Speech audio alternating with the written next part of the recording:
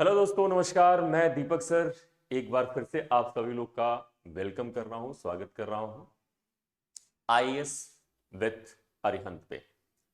तो जैसा कि आप सभी को पता है कि कल हम लोगों ने अपनी क्लास को कंटिन्यू किया था और कल हम लोगों ने पहला चैप्टर पढ़ा था कि पहले चैप्टर में जैसे हम लोगों ने सोर्सेज के बारे में, इंडियन सोर्सेज के बारे में, इंडियन हिस्ट्री की सोर्सेज के बारे में पढ़ा कि कहां कहां से हमारे पास स्रोत हैं भारतीय इतिहास को पढ़ने की, क्या क्या चीजें हैं उसके बारे में जाना। और स्पेशली मैं बता दूं कि हम लोग क्या कर रहे हैं यहां पर कि जो अरिहंत पब्लिकेशन की ये बुक है ना, इसी के जो क्वेश्चंस हैं उसी को हम लोग यहां पर करा रहे हैं। और इस बुक में बिल्कुल जैसे कि आपको यहां पे दिखाया था मैंने कल की क्लास, अगर आपने देखा होगा तो आपको दिखा होगा कि कैसे यहां पर क्वेश्चन को बिल्कुल एक्सप्लेन करके बताया गया है, हर ऑप्शन का एक्सप्लेनेशन बताया गया है। वो सारी चीजें यहां पर आपको इस बुक में मिल जाएंगी, तो इस बुक को आप ले सकते हैं।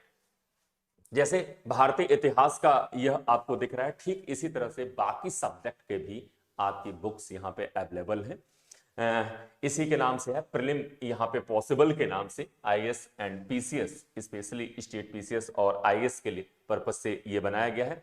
साथ साथ एक इंफॉर्मेशन और आप लोग को दे दूं कि अभी आज ही आपके क्या हुआ है कि यूपीएससी के नोटिफिकेशन जारी हो गए। लगभग मुझे लग रहा है काफी समय के बाद शायद बहुत ज्यादा सीटें इस बार यूपीएससी में आई हैं। मैं एक बार चेक करके बता देता हूं आप लोग को, बस 2 मिनट लगेंगे। यूपीएससी का नोटिफिकेशन जारी हो चुका है, ये बिल्कुल क्लियर है। ठीक है, इसमें तो कोई डाउट ही नहीं है कि नोटिफिकेशन आया है या नहीं आया है, इसमें कोई डाउट नहीं है। और नोटिफिकेशन में अगर नंबर ऑफ सीट्स यहां बात किया जाए, ठीक है, तो यहां पर देखें बच्चे, ये 14 तारीख का नोटिफिकेशन है। ठीक है, यहां पर इसका, ठीक है, लास्ट डेट भी आ चुकी है 5/3/2024, सिविल सर्विसेज एग्जामिनेशन। ठीक है, ये एग्जामिनेशन का है। और नंबर ऑफ सीट्स की अगर बात करें तो फिलहाल इस नोटिफिकेशन में तो नहीं है, बट मेरे पास जो इंफॉर्मेशन है उसके अकॉर्डिंग अगर मैं बताऊं तो यहां पर देखिए भाई, टोटल पोस्ट यहां पे आईएएस और आईएफएस को मिलाकर टोटल 1206 पोस्ट पे नोटिफिकेशन आउट होने का पूरा चांस है भाई। इतनी बड़ी वैकेंसी काफी समय के बाद आई है, बहुत दिनों के बाद इतने ब्रॉड लेवल पे आपको इतनी बड़ी वैकेंसी देखने को मिलेगी। तो चले बच्चे, यहां पर हम लोग फिलहाल क्या करते हैं, सेशन की शुरुआत करते हैं और देखते हैं कि क्या क्या चीजें हैं। तो एक चीज बिल्कुल ध्यान में रखिए, यूपीएससी का नोटिफिकेशन आ चुका है, लगभग 1200 सीटों पे यूपीएससी का नोटिफिकेशन आ चुका है। ठीक है, तो इन चीजों के साथ बिल्कुल आप बने रहिए। और यहां पर अब हम लोग अपने सेशन की शुरुआत करते हैं, थोड़े से थ्योरेटिकल पार्ट और उसके बाद से उनसे रिलेटेड एमसीक्यूज को हम लोग यहां पे सॉल्व करेंगे। तो चलें सेशन की शुरुआत करते हैं। सेशन की शुरुआत करते हुए यहां पर देखिए, मैं एक स्लाइड और आपको दिखा देना चाहता हूं कि यहां पर अगर जो प्रीलिम्स को आसानी से अगर पॉसिबल, यानी कि यहां पर प्रीलिम पॉसिबल अगर इस बुक को आप लेते हैं तो यहां पे कई सारी चीजें, जैसे आपको चैप्टर वाइज, टॉपिक वाइज क्या है, यहां पे रिवीजन करने को मिल जाएगा, पीवाईक्यू मिल जाएंगे, प्रीवियस ईयर क्वेश्चन मिल जाएंगे। ठीक है, यहां पे टॉपिक के अकॉर्डिंग आपको माइंड मैप बनाने का 100% यहां पे एरर फ्री आपको यहां पर क्या मिलेगा, एक्सप्लेनेशन मिल जाएगा। ठीक है, यहां पे टिपिकल प्रश्नों का एक पूरा संग्रह किया गया है कि मतलब जिससे कि आप एक्सप्लेनेशन उसका देखें तो और सारी चीजें आपके लिए आसान हो जाएंगी। ठीक है, 5000 प्लस आपके पीवाईक्यूज यहां पर देखने को मिलेंगे। तो ऐसे हम लोग इसको करेंगे। इसमें अगर इस पूरे बुक की बात करूं तो इसमें आपको टोटल कितना, तो यहां पर अगर आप लोग देखें तो 2023 से लेकर कहां तक, यहां से आपका मतलब 1990 से लेकर अगर हम लोग बात करें तो 2023 तक के क्वेश्चन के जो इंपॉर्टेंट क्वेश्चन है उसका इस बुक में संग्रह किया गया है। तो चलें सेशन की शुरुआत करते हैं और देखते हैं क्या है इसमें आज का अपना टॉपिक। तो आज हम लोग सेकंड चैप्टर पे आए हैं। हर दिन हम लोग एक एक चैप्टर से रिलेटेड चीजें करेंगे। पर डे आपका एक चैप्टर चलेगा, 3 महीने का पूरा अपना कोर्स होगा। वीक में 5 डे आपकी क्लासेस चलेंगी। ठीक है, मंडे टू फ्राइडे आपकी क्लासेस हुआ करेंगी। साथ साथ में इसमें सोर्सेज में अगर देखें तो सोर्सेज पहला चैप्टर था जिसे हम लोगों ने पढ़ लिया। अब हम लोग को क्या देखना है यहाँ पे, प्री हिस्टोरिकल एज, यानी कि अगर हम लोग बात करें प्राग ऐतिहासिक काल। सबसे पहले आपसे चर्चा करूंगा कि प्राग ऐतिहासिक काल कहते किसे हैं। इतिहास का वह सा काल जहां से हमें लिखित सामग्रियां नहीं मिलती हैं, उसे हम लोग क्या कहते हैं, उसे हम लोग प्राग ऐतिहासिक काल के नाम से जानते हैं। यहां से कोई भी लिखित साक्ष्य नहीं मिलते हैं, यहां का जो भी अध्ययन होता है वो आर्कियोलॉजिकल एविडेंसेस के आधार पर, यानी पुरातात्विक साक्ष्यों के आधार पर किया जाता है। उस काल को हम लोग प्राग ऐतिहासिक काल कहते हैं। जनरली तौर पर प्राग ऐतिहासिक काल को 3 सेक्शन में डिवाइड किया जाता है, ठीक है। इसमें स्पेशली अगर हम लोग बात करें तो 3 आपके पार्ट में पढ़ते हैं। जैसे इसको जो पहला इसका सेक्शन पढ़ते हैं हम लोग, वो होता है स्टोन एज, ठीक है। स्टोन एज के अंतर्गत हम लोग क्या करते हैं, 3 सेक्शन पढ़ते हैं। कौन कौन से, तो एक होता है पैलियोलिथिक एज, एक होता है मेसोलिथिक एज और एक होता है नियोलिथिक एज, यानी पूरा पाषाण काल, मध्य पाषाण काल, देन क्या होता है नवपाषाण काल। और एक और फेज इसमें पढ़ते हैं हम लोग जिसको हम लोग कॉपर स्टोन एज कहते हैं, या ताम्र पाषाण काल, या मेसोलिथिक एज के नाम से जानते हैं। उसके बारे में भी हम लोग पढ़ेंगे। तो प्राग ऐतिहासिक संस्कृतियों की बात करें तो यहां पे सबसे पहला सेक्शन, जैसा कि मैंने आप लोगों से कहा, पूरा पाषाण काल। पूरा पाषाण काल में अगर हम लोग देखें तो इस काल के विषय में कहा जाता है कि यह 10 लाख से 10,000 ईसा पूर्व के अंडर में आपका चलता है। इसकी खोज किसने की, तो पहली बार भारत में कहा जाता है, भारतीय उपमहाद्वीप में, इंडियन सब कॉन्टिनेंट में पहली बार पाषाण उपकरणों की खोज का श्रेय दिया जाता है किसको, मिस्टर रॉबर्ट ब्रूस फ्रूट को, जिन्होंने 1863 में क्या किया था, मद्रास के पल्लवरम, मद्रास के पास एक जगह पड़ती है पल्लवरम, साउथ इंडिया से, इन्होंने क्या किए थे, हस्त कुठार या हैंडेक्स जिसको कहते हैं, उसकी खोज की थी, ठीक है। इसके वास्ते इसका डिवीजन देखें तो इसको 3 भागों में डिवाइड किया जाता है। यहां पर मेनली 3 भागों में डिवाइड करते हैं किसको, पूरा पाषाण काल यानी पैलियोलिथिक एज को। जैसे इसका पहला सेक्शन क्या कहलाता है, निम्न पूरा पाषाण काल। इसके मेजर प्लेसेस कौन है, कश्मीर, बेलन घाटी, नर्मदा घाटी, सोहन घाटी, कर्नाटक, आंध्र प्रदेश। प्रमुख औजार क्या मिलते हैं, गड़ाशा, खंडक, हस्तकुठार। अब यहां पे सोहन घाटी सोच रहे होंगे, सोहन घाटी कहां पे है, सोहन घाटी है पाकिस्तान में। सोहन आपकी सिंधु की एक ट्रिब्यूटरी है, एक सहायक नदी है, और उसी ट्रिब्यूटरी की वैली से हम लोग को क्या मिला है, यहां पर निम्न पूरा पाषाण काल के एविडेंसेस मिले हैं, इसलिए उसे सोहन संस्कृति या फिर सोहन घाटी की संस्कृति के नाम से भी जाना जाता है। तो कभी कभी क्वेश्चन आ जाता है कि सोहन घाटी संस्कृति का संबंध किस काल से है, निम्न पूरा पाषाण काल, या फिर यहां पर आपका हो सकता है पूरा पाषाण काल, मध्य पाषाण काल, नव पाषाण काल, ऐसे दिया हो तो आप वहां पे अपना आंसर बताएंगे। मध्य पूरा पाषाण काल की बात करते हैं, यानी मेसोलिथिक, यहां पर जो मिडिल आपके पैलियोलिथिक एज है, मिडिल पैलियोलिथिक एज की बात करें, मध्य पूरा पाषाण काल, तो यहां की स्पेशलाइजेशन क्या है, फलक संस्कृति के रूप में इस काल को जाना जाता है। मेजर प्लेसेस कौन है, नेवासा, डीडवाना जो राजस्थान में, भीमबेटका आपके मध्य प्रदेश में, वाकुंडा। फलक उपकरणों का निर्माण, यानी स्पेशली इस काल में क्वार्टजाइट पत्थरों का प्रयोग किया गया। प्रमुख औजार क्या है, फलक, बेधनी और खुरचनी यहां के प्रमुख आपके औजार हैं। उच्च पूरा पाषाण काल की बात करते हैं, सलासरों का उपयोग, यानी कि अब मनुष्य क्या कर रहा था, गुफाओं में रहना शुरू कर दिया। प्रमुख स्थल है बेलन घाटी, छोटा नागपुर, मध्य भारत, गुजरात, महाराष्ट्र और कर्नाटका से इसके एविडेंसेस मिले हैं। प्रमुख औजार क्या था, तक्षणी, खुरचनी, अस्थि के उपकरण यानी हड्डियों के बनाए गए उपकरण। अब बात करते हैं मेसोलिथिक एज की। जब हम लोग बात करते हैं किसकी, मेसोलिथिक एज की बात करते हैं, मेसोलिथिक, यहां पर लिथिक एज की बात करते हैं, तो मेसोलिथिक एज यानी मध्य पाषाण काल की जब हम लोग बात करते हैं तो मध्य पाषाण काल का जो टाइम पीरियड माना जाता है 10,000 से लेकर 7,000 ईसा पूर्व। भारत के संदर्भ में यह बात हो रही है, ठीक है ना, हम लोग वैश्विक संदर्भ में नहीं, इंडियन सब कॉन्टिनेंट, भारतीय उपमहाद्वीप के संदर्भ में बात कर रहे हैं। खोज किसने किया, तो कहा जाता है मध्य पाषाण काल के उपकरणों की पहली बार खोज करने का काम CL कार्लराइल ने कब किया था, 1867 में। साक्ष्य कहां से मध्य पाषाण काल में, यहां पर देखें तो यहां पे खाद्य संग्राहक, ये बड़ा इंपॉर्टेंट है कि इस काल का मनुष्य क्या था, खाद्य संग्राहक था। यहां भी ह्यूमन लाइफ कैसी थी, खाद्य संग्राहक ही टाइप की थी, ठीक है। हिम युग के अंत में प्रारंभ औजार बनाने की तकनीक यहां से स्टार्ट हो जाती है। ठीक है। साथ साथ में इसके प्लेसेस में अगर बात करें, जैसे लंघनाज जो गुजरात का स्थल है, यहां से पशुओं की हड्डियां पाई गई हैं तथा 14 मानव कंकाल भी प्राप्त हुए हैं। महदहा कहां पड़ता है? प्रतापगढ़ से लघु उपपाषाण उपकरण और यहां से पाए गए हैं। सूक्ष्म पाषाण संस्कृति के अभित, ठीक है। हथनौरा, यहां से भी कुछ आपके इसके साक्ष्य पाए गए हैं। और प्रथम पालतू पशु क्या था? कुत्ते को पहली बार पालतू बनाया गया कब? मध्य पाषाण काल में। एक चीज और याद रखिएगा, मैसोलिथिक एज या इसे माइक्रोलिथ एज भी कहते हैं, यानी कि सूक्ष्म पाषाण काल भी कहा जाता है। इस काल की दो सबसे बड़ी स्पेशलाइजेशन है। पहली स्पेशलाइजेशन है कि यहां से एनिमल हस्बेंड्री की शुरुआत हो गई, पशुपालन की शुरुआत हुई।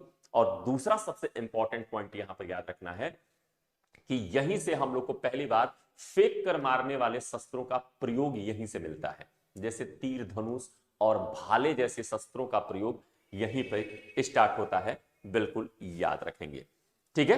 तो यहां पर इस चीज को बिल्कुल बच्चे याद रखेंगे आप लोग। क्लियर है? तो चलिए यहां पर इस चीज को थोड़ा सा याद करके रखिएगा।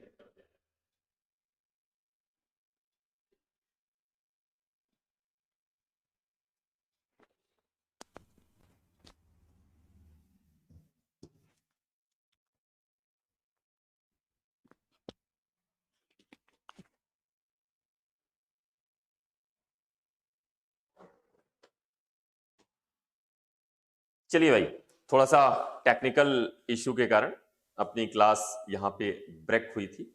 खैर कोई इशू नहीं। तो चलिए अब हम लोग आगे कंटिन्यू करते हैं अपनी इस क्लास को, ठीक है। तो चलिए यहाँ पे कंटिन्यू किया जाए अपनी क्लास को हम लोग। तो यहाँ पर मैं थोड़ा सा लाइव कर लेता हूँ क्लास को। ओके, चलिए। तो यहाँ पर थोड़ा सा टेक्निकल इश्यू आ गया था, जिसके कारण अपनी क्लास थोड़ी सी डिले हो गई। खैर कोई नहीं। यहां पर तो यहां पर मैं बता रहा था आपसे कि मेसोलिथिक एज की दो सबसे बड़ी स्पेशलाइजेशन है। फर्स्ट स्पेशलाइजेशन ये है कि इस मेसोलिथिक एज में हम लोग को क्या मिलता है? तो इस मेसोलिथिक एज में सबसे पहली चीज हम लोग ये देखते हैं कि यहां पर पशुपालन यानी एनिमल हस्बेंड्री की शुरुआत हो जाती है। और दूसरी इंपॉर्टेंस यहां की ये है कि इस काल में आकर मनुष्य ने फेंक कर मारने वाले शस्त्रों का यूज शुरू कर दिया। लाइक दिस हम लोग बात करें, जैसे भाला हो गया या फिर हम कह लें तीर और धनुष का प्रयोग इसी काल में प्रारंभ होता है। साथ साथ पहली बार मनुष्य ने जिस जानवर को फैमिलियर बनाया, यानी कि यहां पे कह लें कि पालतू बनाया, वो जानवर कौन सा था? कुत्ता था, ठीक है। ये याद रखेंगे। चलते हैं अगली स्लाइड पे, देखते हैं प्रागैतिहासिक संस्कृतियां कौन कौन सी हैं। अगर हम लोग बात करें तो इसमें हम लोग जैसे दो सेक्शन जान गए, पूरा पाषाण काल, मध्य पाषाण काल। अब हम लोग थोड़ा सा नौ पाषाण काल के बारे में चर्चा करते हैं। नौ पाषाण काल का जो टाइम पीरियड है इंडियन सब कॉन्टिनेंट में, वो 7000 यहां से 7000 ईसा पूर्व से लेकर 5000 ईसा पूर्व के बीच माना जाता है। इसकी खोज के बारे में कहा जाता है किसने किया था? मैसूचियर, ली मैसूचियर द्वारा 1860 में इसकी खोज की गई। नियोलिथिक जो शब्द है इसका पहली बार यूज किसने किया था? जॉन लुबाक द्वारा पहली बार मैसोलिथिक शब्द नियोलिथिक शब्द का यूज किया गया, यानी नौपाषाण काल, ठीक है। साक्ष्य, प्राचीनतम कृषि साक्ष्य लहुरा देव उत्तर प्रदेश से प्राप्त है। ये नए रिसर्च के अकॉर्डिंग है भाई। ये जो लहुरा देव का आंसर है ये नए रिसर्च के अकॉर्डिंग है। जबकि प्राचीन जो अपने रिसर्च हैं, जो पुराने रिसर्च हैं, उसके अकॉर्डिंग मेहरगढ़ है। लेकिन नए रिसर्च के अनुसार लहुरा देव, गोरखपुर यूनिवर्सिटी के आपके प्रोफेसर्स ने यहां से क्या किया है, धान की खेती के जो एविडेंस ढूंढे गए हैं, लहुरा देव उत्तर प्रदेश के संत कबीर नगर डिस्ट्रिक्ट में पड़ता है। कहां पड़ता है ये? उत्तर प्रदेश के, याद रखेंगे, संत कबीर नगर, संत कबीर नगर, कबीर नगर डिस्ट्रिक्ट में ये आपका लोकेट है। याद रखेंगे, संत कबीर नगर डिस्ट्रिक्ट में पड़ता है। तो यहां पर लहुरा देव से हम लोग को संत कबीर नगर डिस्ट्रिक्ट से ये सारी चीजें मिली हुई है। याद रखेंगे, चावल का प्रथम साक्ष्य कहां से मिला? उत्तर प्रदेश में कोल्डिहमा से मिला है। लेकिन अगर अब क्वेश्चन बनेगा तो दोनों में से प्राचीनतम चावल के साक्ष्य कहां से है? लहुरा देव से। याद रखिएगा, नए रिसर्च के अकॉर्डिंग, पुराने अकॉर्डिंग के कहां पे? उत्तर प्रदेश के कोल्डिहमा से। कहां पर है?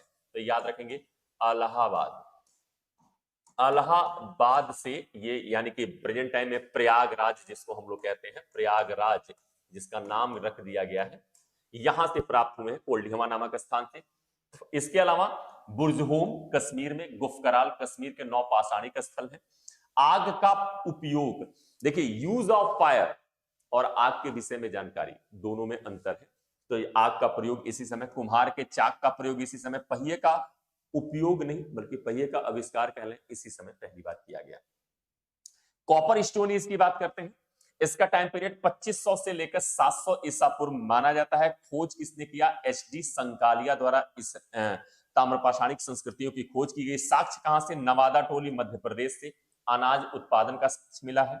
अन्य संस्कृतियां, आहार संस्कृति काफी प्राचीन है, इसका प्राचीन नाम ताम्रवती है, राजस्थान से इसके एविडेंसेस पाए गए हैं। कायथा संस्कृति, मालवा संस्कृति, जोरवे संस्कृति, ये सभी के सभी क्या हैं?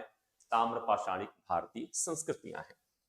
अब इसके वास्ते यहां पर देखें हम लोग महापाषाण काल, यानी एक और एज हम लोग को महापाषाण काल दिखाई देता है। इस महापाषाण काल का संबंध कहां से है? तो याद रखेंगे बच्चे, इसका संबंध है दक्षिण भारत से। कहां से है? दक्षिण भारत से आपका इसका संबंध होता है। किससे होता है? साउथ इंडिया से आपका इसका संबंध है, दक्षिण भारत से इसका संबंध है। याद रखेंगे, ठीक है। दक्षिण भारत में जो बड़े बड़े पत्थर के क्या होते थे, कब्रें होती थी, उन्हीं को महापाषाणिक संस्कृतियां कहा गया है। 1000 ईसा पूर्व से प्रथम शताब्दी ईस्वी तक इनका टाइम पीरियड माना जाता है। खोज किसने किया था? 1967 में CL कार्लाइल द्वारा इसकी खोज की गई। साक्ष्य पत्थर की कब्रें, इसी को क्या कहा गया है? जो कब्रें थी पत्थर की, इन्हें ही महापाषाण कहा गया है। मनुष्यों को दफनाने के साक्ष्य मिले हैं। यहाँ पे क्या है? आयरन का यूज मिला है। सोने के यानी गोल्ड के यहाँ पर क्या ज्वेलरीज पाई गई है। आंशिक समाधान पद्धति पाई गई है। दक्षिण भारत तथा कश्मीर में प्रचलित रागी की खेती के साक्ष्य भी इन महापाषाणिक संस्कृतियों से मिला हुआ है। बिल्कुल याद रखेंगे। तो आज हम लोग इन्हीं से रिलेटेड जो इंपॉर्टेंट आपके एग्जामिनेशन में क्वेश्चन आए हैं उस पर हम लोग डिस्कस करेंगे। ठीक है, तो चलते हैं क्लास को अपने हम लोग कंटिन्यू करते हैं, आगे बढ़ाते हैं। रॉबर्ट ब्रूस फ्रूट थे एक, क्या थे ये? भूगर्भ वैज्ञानिक, पुरातत्वविद, ए और बी पुरा वनस्पति शास्त्री। क्या हुआ करते थे रॉबर्ट ब्रूस फ्रूट? बताना है आप लोग को। इतनी जितनी चीजें मैंने आप लोग को दिखाई ना, ये सारी चीजें आपको इस बुक में मिल जाएंगी। ये सारी की सारी चीजें इस बुक में आपको बिल्कुल ऐसे ही, ये सारी चीजें आपको इस बुक में बिल्कुल एक्सप्लेन, क्वेश्चन बिल्कुल ऐसे ही आपको यहां पर मिल जाएंगे। ठीक है, तो इन्हीं के क्वेश्चन को मैं एक्सप्लेन करके आपको बता रहा हूं। तो यहां पर रॉबर्ट ब्रूस फ्रूट कौन थे? रॉबर्ट ब्रूस फ्रूट की बात करें तो देखो, एक ये भूवैज्ञानिक भी थे और एक पुरातत्वविद भी थे। ठीक है, यानी आर्कियोलॉजी से भी इनका संबंध था, यानी सी आपका बिल्कुल करेक्ट जवाब होगा। ये दोनों से रिलेटेड थे, बिल्कुल याद रखेंगे। और रॉबर्ट ब्रूस फ्रूट ने क्या किया था? तो याद रखेंगे 1863 में, 1863 में इन्होंने कहां से? मद्रास में एक जगह थी जिसको मैंने अभी आप लोग को बताया भी था। मद्रास का एक स्थान है पल्लवरम।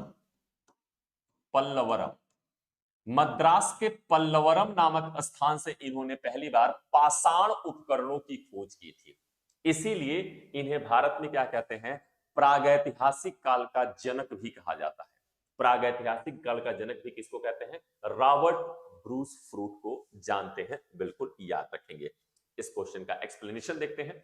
रॉबर्ट ब्रूस फ्रूट एक ब्रिटिश भूगर्भ वैज्ञानिक एवं पुरातत्वविद थे। रॉबर्ट ब्रूस फ्रूट को भारत के प्रागैतिहासिक अध्ययन का संस्थापक माना जाता है। ठीक है, इन्होंने 1863 में मद्रास वर्तमान चेन्नई के पल्लवरम नामक स्थान से पहली बार हस्त कुल्हाड़ी यानी हैंडेक्स की प्राप्ति की थी। इसके अतिरिक्त भारत में पाषाणकालीन बस्तियों के अन्वेषण की शुरुआत रॉबर्ट ब्रूस फ्रूट ने ही प्रारंभ की थी। इसीलिए मैंने कहा कि रॉबर्ट ब्रूस फ्रूट को क्या कहते हैं, भारतीय प्रागैतिहासिक काल का जनक भी कहा जाता है। इसके रिसर्च के जन्मदाता कौन माने जाते हैं, रॉबर्ट ब्रूस फ्रूट। अगला क्वेश्चन देखते हैं। भारतीय पुरातत्व सर्वेक्षण निम्नलिखित विभागों मंत्रालयों में से किसका संलग्न कार्यालय है, यानी किस डिपार्टमेंट से यानी किस मिनिस्ट्री से रिलेटेड है। आपको ये झारखंड पीसीएस में आपका ये 2011 में पूछा गया क्वेश्चन है।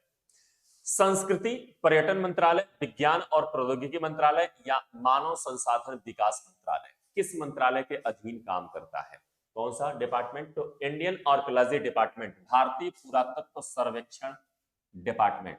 तो यहां पर याद रखेंगे ये किसके, संस्कृति मंत्रालय के अधीन काम करता है। किसके, संस्कृति, भारत सरकार के संस्कृति मंत्रालय के अधीन ये क्या करता है, भारत में काम करता है। कौन सा, तो भारतीय पुरातत्व सर्वेक्षण विभाग, इंडियन आर्कियोलॉजी डिपार्टमेंट। अब ये काम करता है उसके अंडर में रहकर। अब क्या स्वतंत्रता के बाद, नहीं, स्वतंत्रता से पहले ही आपकी इस डिपार्टमेंट की स्थापना की गई थी 1861 में। 1861 में इसकी स्थापना कर दी जाती है। और इस समय अगर गवर्नर जनरल की बात करें तो लॉर्ड कैनिंग का नाम याद रखिएगा। कौन था, लॉर्ड कैनिंग। इस समय भारत का गवर्नर जनरल वायसराय कौन हुआ करता था, लॉर्ड कैनिंग हुआ करता था। बिल्कुल बच्चे याद रखेंगे। इस क्वेश्चन का एक्सप्लेनेशन देख लेते हैं। भारतीय पुरातत्व सर्वेक्षण डिपार्टमेंट या विभाग में संस्कृति मंत्रालय, भारत सरकार के संस्कृति मंत्रालय के अधीन कार्यरत एक डिपार्टमेंट है। इसकी स्थापना 1861 में की गई थी। भारतीय पुरातत्व सर्वेक्षण विभाग भारत की संस्कृति विरासतों के पुरातत्वीय अनुसंधान तथा संरक्षण के लिए प्रमुख संगठन है। इसका प्रमुख कार्य राष्ट्रीय महत्व के प्राचीन स्मारकों तथा पुरातात्विक स्थलों और अवशेषों का रख रखाव और उसकी सुरक्षा करना है। रिसर्च करते हैं, उसकी सुरक्षा करते हैं। ये का सारा काम किसका है, तो इंडियन आर्कियोलॉजी डिपार्टमेंट का है। ठीक है, इंडियन यहां पर याद रखेंगे आर्कियोलॉजी सर्वेयर ऑफ इंडिया या भारतीय पुरातत्व सर्वेक्षण विभाग क्या करता है, इनको रिसर्च करता है और उनके रख रखाव और इनकी सुरक्षा से रिलेटेड काम को देखता है। राष्ट्रीय मानव संग्रहालय कहां पर स्थित है, ये एमपीपीसीएस प्रीलिम 1997 में आया हुआ क्वेश्चन है। गुवाहाटी, बस्तर, भोपाल या चेन्नई। अब यहां पर क्वेश्चन पे क्या पूछा गया है, राष्ट्रीय मानव संग्रहालय। अगर राष्ट्रीय मानव संग्रहालय की बात करें तो राष्ट्रीय मानव संग्रहालय मनुष्य से रिलेटेड जो आपके एविडेंसेस हैं उन्हें संग्रहित करने का, उन्हें सुरक्षित करने का के लिए क्या किया गया, एक संग्रहालय की स्थापना की गई। और यह संग्रहालय कहां पे है, भोपाल में है। बिल्कुल याद रखेंगे। कहां पर, मध्य प्रदेश। मध्य प्रदेश के कैपिटल भोपाल में आपके ये स्थित है। बिल्कुल याद रखेंगे। इसका क्वेश्चन का एक्सप्लेनेशन देखें।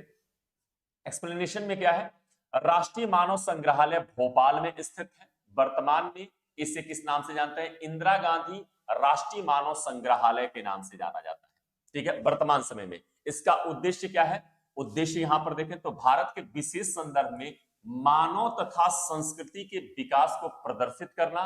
यह संग्रहालय श्यामला, यहां पर याद रखेंगे काफी इंपॉर्टेंट होगा, श्यामला की पहाड़ियों पर 200 एकड़ क्षेत्र में विस्तृत है, जहां 32 पारस्परिक एवं प्रागैतिहासिक चित्रित शैलाश्रय भी स्थित हैं। यहीं पर ये आपका स्थित है, कहां पर, भोपाल के पास। ठीक है, तो ये बिल्कुल याद रखेंगे। अगला प्रश्न देखते हैं। मानव सभ्यता के विकास की कहानी दर्शाने वाला देश का सबसे बड़ा संग्रहालय इंदिरा गांधी मानव संग्रहालय कहां पर स्थित है। अब देखिए, अगर थोड़ा सा आप बैक जाएंगे तो आपको चीजें क्लियर हो जाएंगी। बताइए क्या होगा इसका सही जवाब, कहां पर है। अभी हम लोगों ने इसके पहले यहां पर इसी क्वेश्चन को लेकर चर्चा किया था मानव संग्रहालय के विषय में, जिसका नाम बदलकर अभी इंदिरा गांधी मानव संग्रहालय कर दिया गया। कहां पर है? भोपाल में है। ठीक है, भोपाल में यह संग्रहालय स्थित है। और ये देखिए, मानव सभ्यता के विकास की कहानी दर्शाने वाला देश का सबसे बड़ा मानव संग्रहालय कहां पे है? इंदिरा गांधी मानव संग्रहालय भोपाल मध्य प्रदेश में स्थित है। यह भारत सरकार के किस मंत्रालय के अधीन? सांस्कृतिक मंत्रालय के अधीन एक स्वायत्त संगठन है, एक स्वतंत्र संगठन के रूप में यह कार्य करता है। ठीक है, तो यहां पर बिल्कुल याद रखेंगे, ये काफी इंपॉर्टेंट हो जाएगा आपका कि ये इसका नाम पहले चीज याद रखेंगे, इंदिरा गांधी मानव संग्रहालय। दूसरा चीज इंपॉर्टेंट ये है कि ये भारत का सबसे बड़ा मानव संग्रहालय है, सबसे बड़ा। ठीक है, और किसके अधीन काम करता है? तो भारत सरकार के संस्कृति मंत्रालय के अंतर्गत ये कार्य करता है। कोपेनहेगन संग्रहालय की सामग्री से पाषाण, कांस्य और लौह युग का त्रियुगी विभाजन किया था। किसने किया था? थॉमसन ने, लुबाक ने, टेलर ने या गार्डन चाइल्ड ने? किसने यहां से त्रिस्तरीय विभाजन के संदर्भ में बताया है? जरा फटाफट आप लोग हमें बताएं यहां पर कमेंट करके। कोपेनहेगन संग्रहालय की सामग्री से पाषाण, कांस्य और लौह युग का त्रियुगी विभाजन किया गया था। तो यहां पर बच्चे अगर हम लोग बात करें, अगर आप लोग क्लास में हैं तो कमेंट जरूर करें, और सेशन को बच्चे एक बार लाइक और शेयर कर दिया करें। ठीक है, यहां पर अगर बात करें तो थॉमसन ने, लुबाक ने, टेलर ने या चाइल्ड, गार्डन चाइल्ड ने, तो यहां पे थॉमसन क्या होगा? आपका बिल्कुल करेक्ट जवाब होगा। ठीक है, थॉमसन यहां पर बिल्कुल करेक्ट जवाब होंगे। जॉन लुबाक की बात करें तो स्टोन एज की रिसर्च से ये जुड़े हुए हैं। विलियम टेलर या गार्डन चाइल्ड की बात करें तो चाइल्ड भी आपके एक रिसर्चर और विलियम टेलर भी आप एक रिसर्चर के तौर पर इन्हें जानते हैं। यहां पर देखिए इसका एक्सप्लेनेशन कैसे दिया गया है। व्याख्या है कि कोपेनहेगन संग्रहालय की सामग्री से पाषाण, कांस्य और लौह, यानी कि अगर हम लोग इतिहास का विभाजन करें तो यहां पर तीन आधार पर भी इतिहास को डिवाइड किया जाता है। इतिहास को तीन आधारों पर और डिवाइड किया जाता है। जैसे यहां पे सबसे पहले हम लोग जानते हैं स्टोन, यानी पाषाण का मनुष्य सबसे पहले प्रयोग किया, तो पहले पाषाण काल। इसके वास्ते हमने कौन सा? ब्रोंज यूज किया, यानी कांसा, कांसे का प्रयोग किया गया। कांसे का प्रयोग आप सभी को पता है, मोस्टली हम लोग को सबसे पहले कहां से मिलता है? तो सबसे पहले हम लोग को मतलब पता है Indus valley civilisation. Indus valley civilisation से हम लोग को मिलना शुरू होता है। और तीसरा होता है आयरन एज या लौह युग या लोहे का प्रयोग। लोहे का प्रयोग यहां पर आता है तीसरे नंबर पर। तो यूज ऑफ आयरन यहां पर तीसरे पोजीशन पे आता है। ठीक है, तो यहां पर बच्चे अगर हम लोग देखें तो सबसे पहले मनुष्य ने क्या किया? पत्थर के औजारों का प्रयोग, फिर कांसे के औजारों का प्रयोग, और फिर क्या किया? लोहे का। अब कांसा आप सोच रहे होंगे, तो कांसा के बारे में आपको मालूम है कि कॉपर, कॉपर प्लस आपका क्या किया जाता है? टिन। कॉपर प्लस टिन यहां पर मिक्स करके आपका क्या बनाया जाता है? सभी को पता है कि यहां पर बनता है आपका ब्रोंज या कांसा बनता है। इंडस वैली सिविलाइजेशन में पहली बार इसका प्रयोग किया गया था। वैसे क्या था? मनुष्य ने सबसे पहले जिस मेटल का यूज किया गया था, सॉरी ये यहां पर वो क्या था? वो कॉपर था। मनुष्य ने सबसे पहले तांबे का प्रयोग किया था, बट दो मेटल को मिलाकर एक नया मेटल कौन सा बनाया गया था? कांसा। वो आप इंडस वैली सिविलाइजेशन में देखते हैं। अगला देख लेते हैं, निम्नलिखित में से कौन सा स्थल प्रागैतिहासिक चित्रकला के लिए प्रसिद्ध है? यहां पर आपको बताना है कि इनमें से कौन सा ऐसा प्लेस है जिसमें देखिए एमपीपीएससी 2004 और यूपीपीसीएस प्रीलिम 2008 और यूपीपीसीएस मेंस 2011 में एक क्वेश्चन पूछा गया है कि यहां पे प्रागैतिहासिक चित्रकला के लिए कौन सा स्थल प्रसिद्ध है? बाघ की गुफाएं, अजंता की गुफाएं, अमरावती या फिर भीमबेटका की गुफाएं? तो आपको सभी को यहां पर एक चीज तो बिल्कुल क्लियर होगा बच्चे कि अगर यहां पर ये चारों दिए जाएं तो आपका आंसर क्या होगा। तो सभी को पता है कि यहां पर प्रागैतिहासिक चित्रकला से जब भी पूछेगा तो आपका करेक्ट जवाब क्या होगा? भीमबेटका की गुफाएं। भीमबेटका की गुफाएं भोपाल के पास मध्य प्रदेश से प्राप्त है। भोपाल के पास मध्य प्रदेश, एमपी, मध्य प्रदेश से ये गुफाएं प्राप्त हैं, जहां से प्रागैतिहासिक काल के तमाम चित्रांकन मिलते हैं। उत्तर प्रदेश से भी आपको इस तरह के चित्रांकन मिलेंगे। कहां से? लेखनिया नामक स्थान से, जो मिर्जापुर डिस्ट्रिक्ट में पड़ता है, याद रखेंगे। अमरावती की बात करते हैं। अमरावती अपने स्तूप के लिए फेमस है। किसके लिए भाई? अमरावती स्तूप के लिए प्रसिद्ध है। अजंता अपनी चित्रकला के लिए, चित्रकारी के लिए प्रसिद्ध है। लेकिन इसका संबंध किस काल से है? गुप्त काल से है। किससे है? गुप्त काल से इसका संबंध है, याद रखेंगे।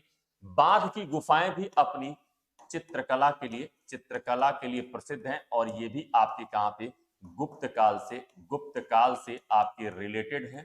ठीक है, और ये कहां से? एमपी। इसका कहां पे है? ये भी आपके मध्य प्रदेश से प्राप्त है। ये भी कहां? अजंता कहां पे है भाई? महाराष्ट्र से प्राप्त है। ये महाराष्ट्र से प्राप्त है। और अमरावती सभी लोग को पता है आंध्र प्रदेश से ये प्राप्त है। तो यहां पर ये याद रखेंगे। इसका एक्सप्लेनेशन देखते हैं। मध्य प्रदेश में स्थित पुरातात्विक स्थल भीमबेटका प्रागैतिहासिक चित्रकला के लिए प्रसिद्ध है, फेमस है।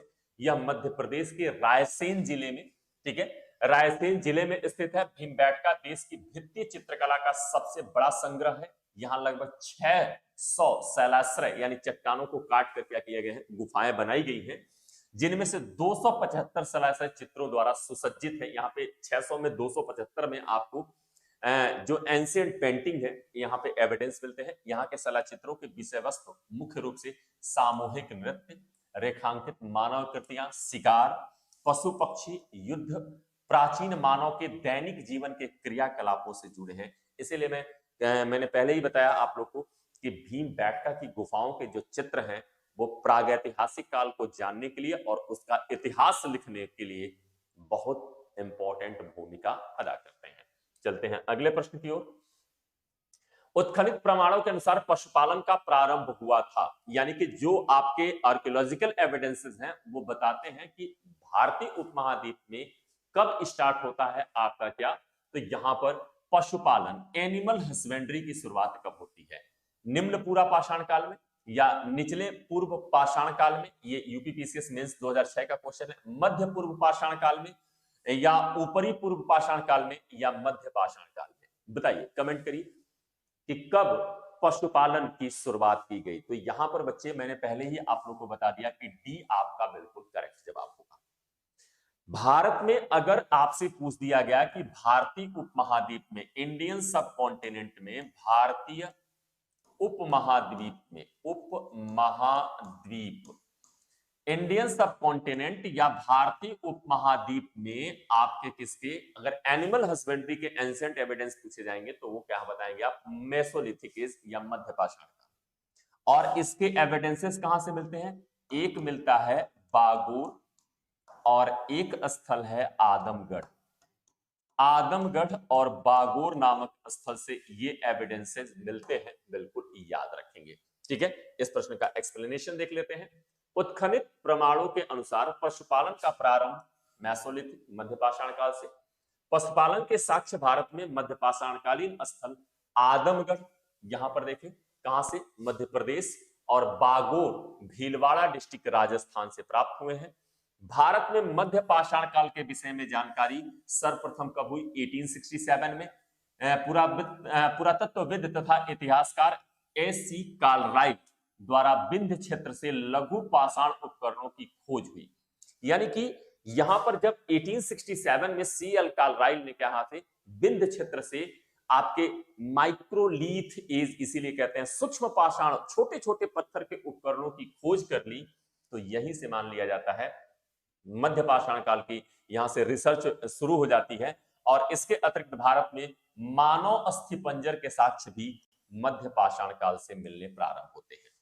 हालांकि फॉसिल्स की बात करोगे तो फॉसिल्स, जो सबसे एंशिएंट फॉसिल्स की बात करते हैं तो वो अभी महाराष्ट्र का बोरी नामक स्थान है, वहां से भी आपके नए कुछ रिसर्चेज में बताए जाते हैं कि यहां से ह्यूमन फॉसिल्स पाए गए हैं, याद रखेंगे। तो मानव के अस्थिपंजर यहां से मिलने स्टार्ट हो जाते हैं। अगले क्वेश्चन पे चलते हैं। निम्नलिखित मध्य पाषाणकालीन स्थलों को भौगोलिक दृष्टि से पश्चिम से पूरब की ओर क्रम में व्यवस्थित करिए। तो पश्चिम से पूरब की ओर यहां पर, यानी वेस्टर्न टू ईस्टर्न आपको क्या करना है? वेस्टर्न टू ईस्टर्न इन्हें आपको क्या करना है? लोकेट करना है, बताना है। अगर इनको वेस्टर्न टू ईस्टर्न आपको लोकेट करना हो तो आप कैसे करेंगे जब तक अगर आपको इनके विषय में एग्जैक्ट लोकेशन आपको न मालूम हो कि इनका एग्जैक्ट पोजीशन क्या है, तब तक आप यहां पर चीजों को नहीं कर पाएंगे। तो चलिए मैं थोड़ा सा आप लोग को इसके संदर्भ में बताने की कोशिश करता हूं, क्योंकि ये हमें क्या बताना है, वेस्टर्न टू ईस्टर्न इन स्थलों का पोजीशन बताना है। ठीक है, इसमें ऑप्शन दिया है पैसरा, लिखैया, बीरभानपुर, महदहा। तो यहां पर बच्चे आपको क्या करना है, लिखैया कहां पड़ता है और महदहा कहां पड़ता है, बीरभानपुर कहां पड़ता है, पैसरा कहां पड़ता है। तो पैसरा पड़ता है बिहार में। ये कहां पे है भाई, पैसरा कहां पे पड़ेगा, पैसरा यहां पे कह लो आप बिहार। कहां पे है भाई, बिहार में आपका पैसरा स्थित है। बीरभानपुर कहां पड़ता है, बीरभानपुर बंगाल का सेक्शन है, बंगाल। ये कहां पे पड़ेगा भाई, ये बंगाल के सेक्शन में। अब आपके सामने क्या बन गया, तो यहां पर बच्चे देखें 1 और 3 तो आपको मिल गया। ठीक है, अब 1 और 3, तो यहां पर देखें कि 1 के बाद 3 किस ऑप्शन में मिल रहा है। देखो एक तरीका बता रहा हूं, ठीक है, यहां पर चूंकि पश्चिम से पूरब, तो यहां पर देखें तो 1 के बाद 3 का ऑप्शन कहां है, तो 1 के बाद 3 अगर देखोगे तो केवल एक ही ऑप्शन में मिल रहा है हम लोग को। किस में मिल रहा है, सी वाले ऑप्शन में आपको 1 के बाद 3 मिल रहा है। तो ये बिल्कुल अपना करेक्ट हो जाएगा। इसका मतलब क्या हुआ, लिखैया और महदहा की बात करें तो लिखैया पहले क्या पड़ेगा भाई, पहले पड़ेगा महदहा। महदहा कहां पड़ता है, महदहा पड़ता है आपका उत्तर प्रदेश में। महदहा कहां है, उत्तर प्रदेश में, ये भी है। और ये कहां पड़ता है, ये भी उत्तर प्रदेश में आपका। कहां पे, लिखैया मिर्जापुर डिस्ट्रिक्ट, मिर्जापुर डिस्ट्रिक्ट में आपका लोकेट है। तो यहां पर सबसे पहले आपका क्या आएगा, महदहा, जो प्रतापगढ़ में पड़ता है, महदहा प्रतापगढ़। और इसके बाद से आपका मिर्जापुर में क्या पड़ेगा, लेखहिया यहां पे पड़ता है। तो ये इनके क्रम हो गए। तो यहां पर सी, यहां पे इसका एक्सप्लेनेशन देख लेते हैं। मध्य पाषाणकालीन स्थलों का भौगोलिक दृष्टि से पश्चिम से पूरब की ओर क्रम इस प्रकार है। मैदहा, जैसा कि मैंने बताया, प्रतापगढ़ उत्तर प्रदेश, लिखैया मिर्जापुर उत्तर प्रदेश, पैसरा मुंगेर बिहार एवं बीरभानपुर पश्चिम बंगाल में आपका स्थित है। तो ये इनका क्रम है, थोड़ा सा याद रखेंगे। अगले क्वेश्चन पे चलते हैं। निम्नलिखित में से किस स्थान पर मध्य पाषाण काल में पशुपालन के प्रमाण मिलते हैं। इनमें से किस स्थल से मध्य पाषाण काल के दौरान पशुपालन के एविडेंसेस पाए गए हैं, ये बताना है आपको। तो औदे है, बोरी है, बागोर है, लखनिया है। तो यहां पर मध्य पाषाण काल, चूंकि यहां पर देखिए मध्य पाषाण काल, और ये यूपीपीसीएस 2018 का क्वेश्चन भी है। ठीक है, बागोर, बोरी, लखनिया या फिर औंदे कहां पर है।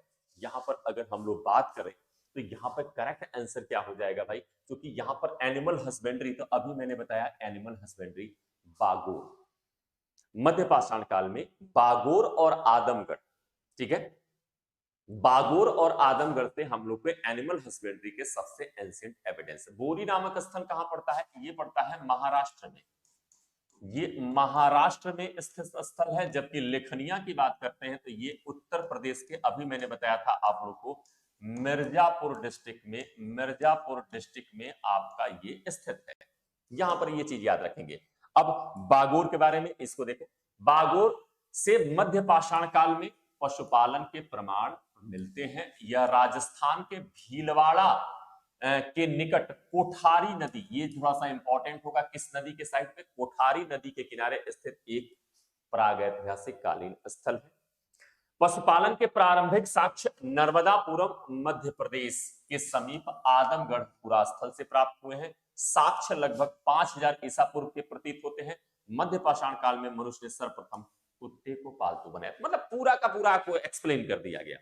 जैसे यहां पे देखो कितने फैक्ट आपको मिल गए, कितनी चीजें, आपका कॉन्सेप्ट क्लियर हुआ। सबसे पहले क्वेश्चन के अकॉर्डिंग, तो क्वेश्चन के अकॉर्डिंग तो हम जान गए कि बागोर कहां पे स्थित है, राजस्थान में स्थित है। किस डिस्ट्रिक्ट में आएगा, भीलवाड़ा डिस्ट्रिक्ट में। नदी कौन सी होगी, कोठारी। बट साथ साथ में अगर इसी क्वेश्चन में ऑप्शन में बागोर और आदमगढ़ दोनों रहता तो फिर आपका आंसर आदमगढ़ होता। क्यों, क्योंकि यहां पर देखिए पशुपालन के प्रारंभिक साक्ष्य नर्मदापुरम जो डिस्ट्रिक्ट है इसके मध्य प्रदेश के, इसके आदमगढ़ से प्राप्त हुआ है।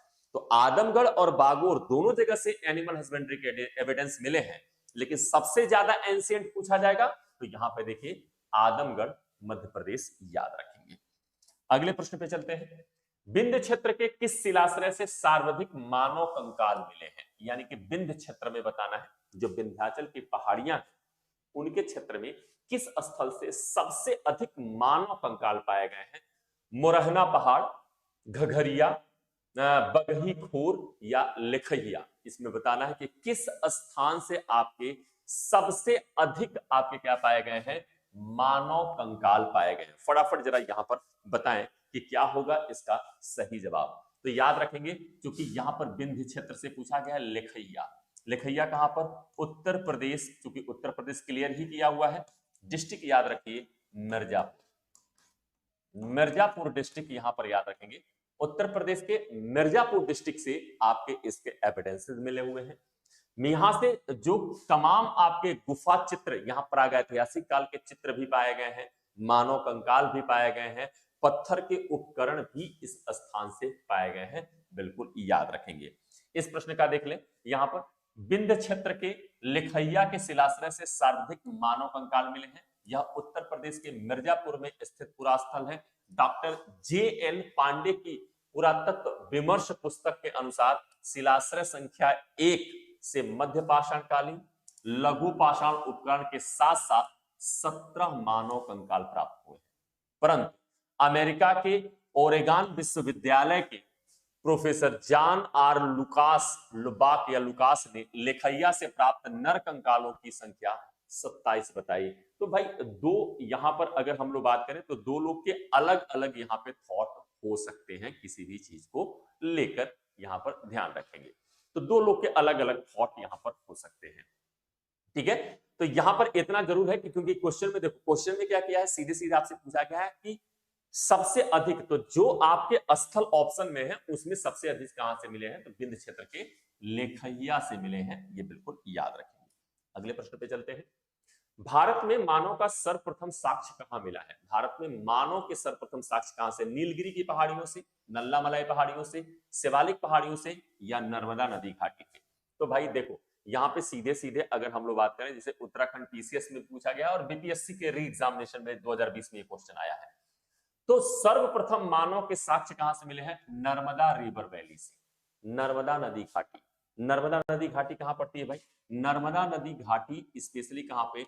मध्य प्रदेश वाले सेक्शन से ये पाए गए हैं। आपके एविडेंस याद रखेंगे। नर्मदा नदी का ओरिजिन भी कहां होता है? मध्य प्रदेश से होता है। नल्ला मलाई की पहाड़ियां, नीलगिरी की पहाड़ियां हम लोग जानते हैं साउथ में है, नल्ला मलाई की भी पहाड़ियां साउथ में, शिवालिक की पहाड़ियां आपके हिमालय का सेक्शन है, इनमें नहीं पाया गया है। बिल्कुल याद रखेंगे। भारत में मानव का सर्वप्रथम साक्ष्य नर्मदा घाटी से मिलता है। मध्य प्रदेश के नर्मदा नदी घाटी के पश्चिमी क्षेत्र में अवस्थित हथनौरा नामक स्थल काफी इंपॉर्टेंट होगा, जो कि होशंगाबाद जिले में आपका स्थित है। प्रथम मानव जीवाश्म की प्राप्ति स्थल है।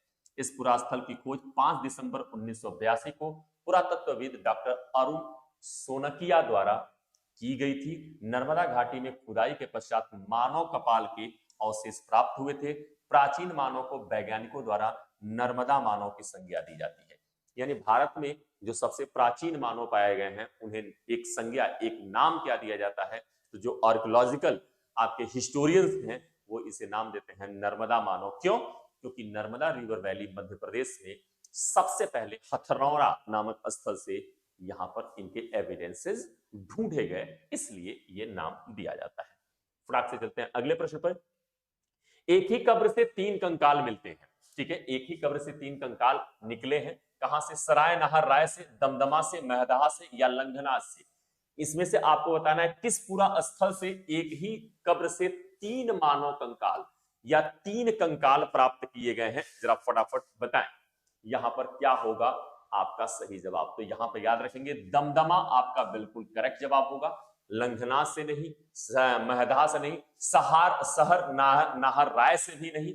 ठीक है, यहां पर इस प्रश्न का एक्सप्लेनेशन बता देता हूं। एक कब्र से 3 कंकाल कहां से मिले हैं? दमदमा नामक पूरा स्थल से प्राप्त हुए हैं। दमदमा कहां पे है? उत्तर प्रदेश के प्रतापगढ़ डिस्ट्रिक्ट में स्थित है। मध्य पाषाणकालीन स्थल है। दमदमा से 1982 से 1987 तक उत्खनन कार्य किया गया।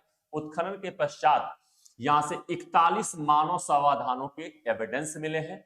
इन समाधानों में 5 क्या है, युगल समाधान है, और एक समाधान में 3 मानव कंकाल एक साथ दफनाए प्राप्त होते हैं। यहां पर देखो काफी इंपॉर्टेंट हो जाएगा कि यहां पर मानव कंकाल पाए गए, तो टोटल कितने पाए गए हैं, यहां से 41 आपके समाधान मिले हैं, जिसमें से 5 क्या है, ज्वाइंट, यानी 2 डेड बॉडियों को एक साथ दफनाया गया है। लेकिन एक ऐसी कब्र मिली है जहां पर एक साथ 3 लोगों को दफनाया गया है, याद रखेंगे।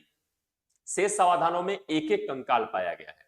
दमदमा के अवशेषों का कार्यकाल माना जाता है यहाँ पे 10,000 से 4,000 ईसा पूर्व के मध्य बताया जाता है, बिल्कुल याद रखेंगे। अगला देखते हैं, निम्नलिखित में से किस स्थल से हड्डी के उपकरण प्राप्त हुए हैं? चौपड़ी मांडो से, ककोहिया से, ककोरिया से, महदहा से, या सराय नाहर राय से। यूपीपीसीएस मेंस 2010 का ये क्वेश्चन है। किस स्थल से आपके हड्डी के उपकरण प्राप्त होते हैं, ये बताना है। जरा फटाफट यहाँ पे कमेंट करके बताएं कि इसका सही जवाब क्या होगा। कमेंट भी करें भाई, कमेंट यहाँ पर भाई लाइव तो मुझे दिख रहे हैं कुछ लोग, लेकिन कमेंट नहीं कर रहे हैं। खैर कोई नहीं, यहां पर देख लेते हैं बच्चे। तो यहां पर बिल्कुल याद रखेंगे, महदहा जो आपका उत्तर प्रदेश से प्राप्त एक क्या है, नौपाषाणिक प्रागैतिहासिक कालीन स्थल है। चौपड़ी मांडो से जैसे आपके बस्तियों के एविडेंस मिले हैं, हड्डी के उपकरण पाए गए हैं। सराय नाहर से भी इसी तरह के एविडेंस पाए गए हैं, जैसे यहाँ पे झोपड़ी के आकार के घर पाए गए हैं। तो ये सारी चीजें यहाँ से इन स्थलों से पाई गई। जैसे महदहा स्थल से हड्डी के उपकरण प्राप्त हुए हैं। महदहा में खुदाई के दौरान हड्डी एवं सींग के लघु उपकरण के अतिरिक्त आवास एवं समाधान तथा गर्त एवं चूल्हे भी प्राप्त हुए हैं। यह समाधियों से पत्थर एवं हड्डियों के उपकरण प्रचुर मात्रा में पाए गए हैं। महदहा से सील बट्टा मिला है, हथौड़े के टुकड़े आदि मिले हैं। यहाँ से हड्डियों की अनेक कलात्मक वस्तुएं पाई गई हैं, जिसमें मृग श्रृंग के छल्लों की माला और हड्डियों के आभूषण भी आपके शामिल हैं, बिल्कुल याद रखेंगे, ये भी इसमें शामिल किए गए हैं। अगला क्वेश्चन देखते हैं, गर्त आवास के साक्ष्य प्राप्त हुए हैं कहां से? बुर्जहोम से, कोल्डिहवा से, ब्रह्मगिरी से, या संगन कल्लू से। ये देखिए यूपीपीसीएस मेंस 2011 का क्वेश्चन है। गर्त आवास, गर्त आवास क्या होते थे? गड्ढे वाले आवास। कहा जाता है मनुष्य क्या करता था, जमीन के अंदर, यहां पर मैं थोड़ा सा आप लोग को गर्त आवास के संदर्भ में बता दूं कि मनुष्य क्या करता था भाई। मनुष्य यहाँ पे देखिए, इसमें जैसे जमीन के अंदर गड्ढा बनाता था, इसमें क्या करता था, किसी लकड़ी या बांस बल्ली का सपोर्ट देता था, और ऊपर से इस पर क्या किए जाते थे, घास फूस डाल दिए जाते थे। तो इसी को हम लोग क्या कहते थे, इसी को गर्त आवास या गड्ढे वाले आवास कहा जाता है। इसके एविडेंसेज याद रखेंगे, तो ये बुर्जहोम से प्राप्त है, बुर्जहोम, ठीक है। बुर्ज के वृक्षों के अधिकता के कारण इसका नाम, इस स्थल का नाम बुर्जहोम पड़ा। कहां पे लोकेट है? जम्मू एंड कश्मीर में आपका स्थित यह स्थल है, जहां से गर्त आवास आपके पाए गए हैं। जम्मू एंड कश्मीर के 2 आपके फेमस प्लेसेस हैं, बुर्जहोम, और एक दूसरा स्थल का नाम याद रखिएगा, गुफकराल। गुफकराल यहां पर याद रखेंगे, गुफकराल भी यहाँ का क्या है, फेमस आपका स्थल है। कोल्डिहवा कहां पड़ता है? उत्तर प्रदेश में पड़ता है, उत्तर प्रदेश इलाहाबाद, मैंने बताया, ठीक है। ब्रह्मगिरी और संगलकल्लू, ये दोनों के दोनों स्थल कहां है? दक्षिण भारत से संबंधित है। कहां से? दक्षिण भारत से संबंधित आपके स्थल है, बिल्कुल याद रखेंगे। गर्त आवास या इसे पीट हाउसिंग भी कहा जाता है कि साक्ष्य बुर्जहोम से प्राप्त है। यह स्थल कश्मीर में श्रीनगर से उत्तर पश्चिम की ओर 16 किलोमीटर की दूरी पर स्थित है। इस स्थल की खोज 1935 में किसने? डी टेरा और पीटरसन ने की थी, यहां पर याद रखेंगे। यह नौपाषाण कालीन लोग एक झील के किनारे गर्त आवासों में रहते थे। ये लोग कृषि कार्य से परिचित थे। ये सबसे बड़ा इंपॉर्टेंट चीज है कि यहाँ के लोग क्या थे? एग्रीकल्चर से भली भांति परिचित थे, कृषि कार्यों से परिचित थे। और यहाँ की खोज 1935 में किसने? डी टेरा और पीटरसन द्वारा कराया गया। श्रीनगर के उत्तर पश्चिम की ओर आपका यह स्थल स्थित है, बिल्कुल याद रखेंगे। निम्नलिखित में से किस स्थल से मानव के साथ कुत्ते के दफनाए जाने का साक्ष्य मिला है? बुर्जहोम, कोल्डिहवा, चोपड़ी मांडो, या फिर मांडा। यहां पर आपको बताना है कि मानव के साथ कुत्ते के दफनाए जाने के एविडेंस कहां से मिले हैं। फटाफट जरा यहां पे कमेंट करके बताइए। तो भाई यहां पर याद रखेंगे, वही स्थल है जो मैंने पिछला बताया बुर्जहोम, जम्मू एंड कश्मीर, यहां से मालिक के साथ कुत्ते के दफनाए जाने के एविडेंस पाए गए हैं, बिल्कुल याद रखेंगे। कोल्डिहवा से धान की खेती के एविडेंस पाए गए हैं, धान की खेती के एविडेंस पाए गए हैं उत्तर प्रदेश में इलाहाबाद। चोपड़ी मांडो से हम लोग को क्या मिला है, यहां से पशुपालन के एविडेंस पाए गए हैं, ठीक है। मध्य पाषाण काल के बाद के ये एविडेंसेज हैं, यहां पर याद रखेंगे पशुपालन है, गृह का यानी कि आवास, हड्डी के उपकरण इत्यादि यहां से पाए गए हैं। मांडा हम लोग जानते हैं कहां पे है भाई, मांडा अलग है और मांडी अलग है। मांडा कहां पड़ता है, ये भी आपका उत्तर प्रदेश में मेरठ डिस्ट्रिक्ट में स्थित है और इसका संबंध किससे है, हड़प्पा सभ्यता से, इसका संबंध हड़प्पा सभ्यता से है, बिल्कुल याद रखेंगे, इंडस वैली सिविलाइजेशन से रिलेटेड है।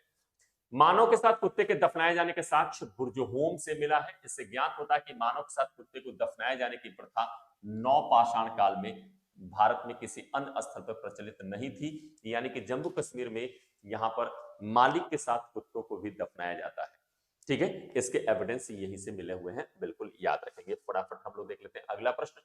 ताम्रपाषाण काल में महाराष्ट्र के लोग मृतकों को घर के फर्श के नीचे किस ओर दफनाते थे, उत्तर से दक्षिण की ओर, पूरब से पश्चिम की ओर, दक्षिण से उत्तर की ओर या पश्चिम से पूरब की ओर। तो यहाँ पे करेक्ट जवाब होगा नॉर्थ टू साउथ, यानी क्या करते थे, जो सर रखते थे वो नॉर्थ की ओर होता था बॉडी का, ठीक है, और जो इनका पैर होता था ये साउथ की होता था। ये नॉर्थ हो गया और ये साउथ हो गया। ऐसे डेड बॉडियों को क्या करते थे, यहां पर ताम्रपाषाण काल में जो महाराष्ट्र के लोग थे ये अपने घरों में क्या करते थे, घरों में फर्श के नीचे इन मृतकों को दफना दिया करते थे। साथ साथ में ये भी याद रखिएगा, जैसे महाराष्ट्र में, जैसे आप कह सकते हैं कि यहाँ पे ताम्रपाषाणीन संस्कृतियों के नाम अगर आपसे पूछ लिए जाए, ताम्र पाषाणिक संस्कृति अगर आपसे पूछा जाए संस्कृति, तो यहां पर आप नाम क्या दे सकते हैं भाई, यहां पे जैसे जोरवे संस्कृति, यहाँ की सबसे फेमस, जिसके स्थल है इनाम गांव का नाम याद रखेंगे, इनाम गांव हो गया, यहाँ का सबसे फेमस स्थल है। जोरवे संस्कृति महाराष्ट्र से रिलेटेड है, तो इस चीज को याद रखिएगा।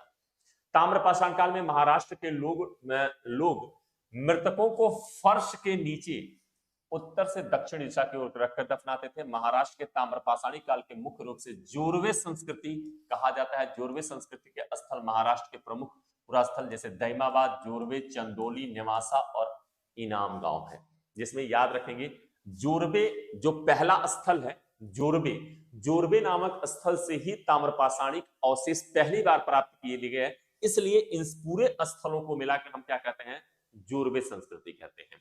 जोरवे एक जगह का नाम है। इसके बाद दैमाबाद से भी एविडेंस मिले, यहां से नेवासा से, चंदोली से और इनाम गांव से भी एविडेंस मिले, लेकिन पहला एविडेंस जोरवे से मिला, इसलिए इसे जोरवे संस्कृति के नाम से जाना जाता है, या इन्हें महाराष्ट्रियन संस्कृति के नाम से भी जानते हैं, जो पूरी तरह से क्या है, ताम्रपाषाण कालीन संस्कृति है। खाद्यान्नों की कृषि सर्वप्रथम प्रारंभ हुई थी, यानी कि यहां पर खाद्यान्न, खाने योग्य जो अनाज थे, इनकी खेती पहली बार किस काल में प्रारंभ होती है, अगर हम लोग बात करें तो नियोलिथिक एज, मेसोलिथिक एज, यानी कि नवपाषाण काल, मध्य पाषाण काल, पूरा पाषाण काल या प्रोटो हिस्टोरिकल एज में, ठीक है। ये भी देखिए मेंस में पूछा गया क्वेश्चन है। अगर आपको यहां पर सीधा सीधा ऑप्शन में नियोलिथिक एज मिल रहा है, नवपाषाण काल मिल रहा है, तो बाकी पे ध्यान देने की जरूरत नहीं है, क्योंकि ये देखो प्रोटो हिस्टोरिकल एज कह रहा है, तो प्रोटो ऐतिहासिक काल का मतलब क्या हो गया, इंडस वैली सिविलाइजेशन आ जाएगा, इसमें आर्यन सिविलाइजेशन आ जाएगा, जहां कृषि उन्नत अवस्था में थी। मध्य पाषाण काल से हमें किसी भी प्रकार के एग्रीकल्चर के एविडेंस नहीं मिलते हैं। पूरा पाषाण काल में भी मनुष्य कैसा था, खाद्य संग्राहक था, खाद्य उत्पादक नहीं था, खाद्य संग्राहक था। मध्य पाषाण काल में भी हम शिकार और खाद्य संग्राहक पे डिपेंड थे, लेकिन नव पाषाण काल में आकर हमने पहली बार खाद्यान्नों की कृषि प्रारंभ कर दी थी, जिसके एविडेंस हम लोग को कहां से मिलते हैं, मेहरगढ़ से इसके एविडेंसेस मिलते हैं, बिल्कुल याद रखेंगे। अब यहां पे देखिए, खाद्यान्नों की कृषि सर्वप्रथम नवपाषाण काल में प्रारंभ हुई थी। नवपाषाण काल की प्रमुख विशेषता कृषि और पशुपालन का प्रारंभ एवं पालिशदार उपकरणों, विशेषकर कुल्हाड़ी का निर्माण है।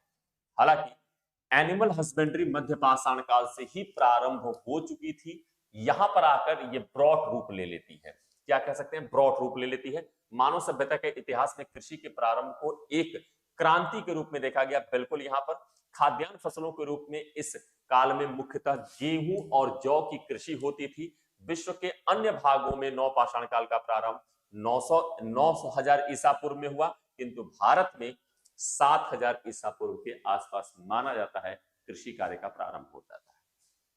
जैसे अगर वर्ल्ड लेवल पे हम लोग बात करें तो माना जाता है कि नील नदी घाटी की सभ्यता में कहा जाता है कि खाद्यान्नों की या मेसोपोटामियन सिविलाइजेशन और नील नदी घाटी के क्षेत्रों में क्या किया गया था? खाद्यान्नों की कृषि प्रारंभ की गई थी।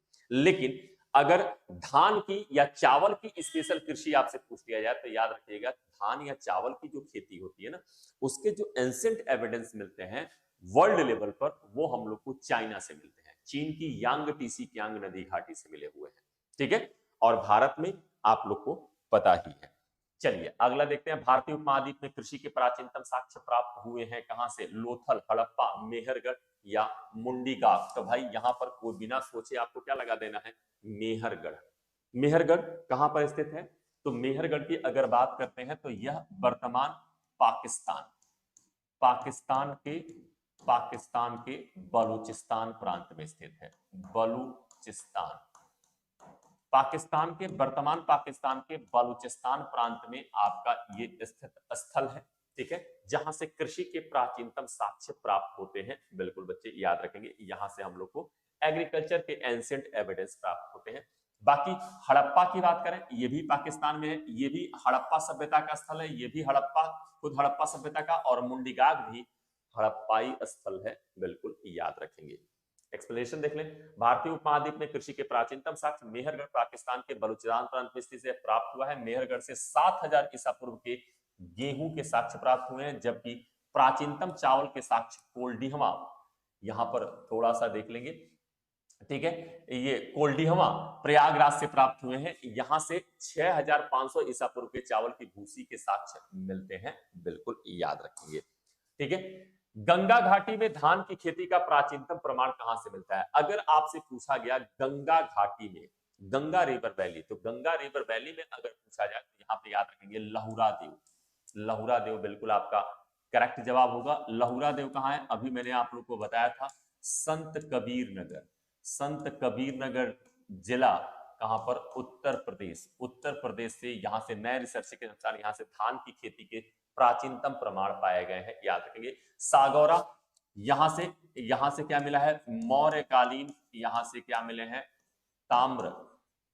ताम्र अभिलेख यहां से पाए गए हैं। सागौरा कहां पड़ता है? उत्तर प्रदेश के गोरखपुर डिस्ट्रिक्ट में।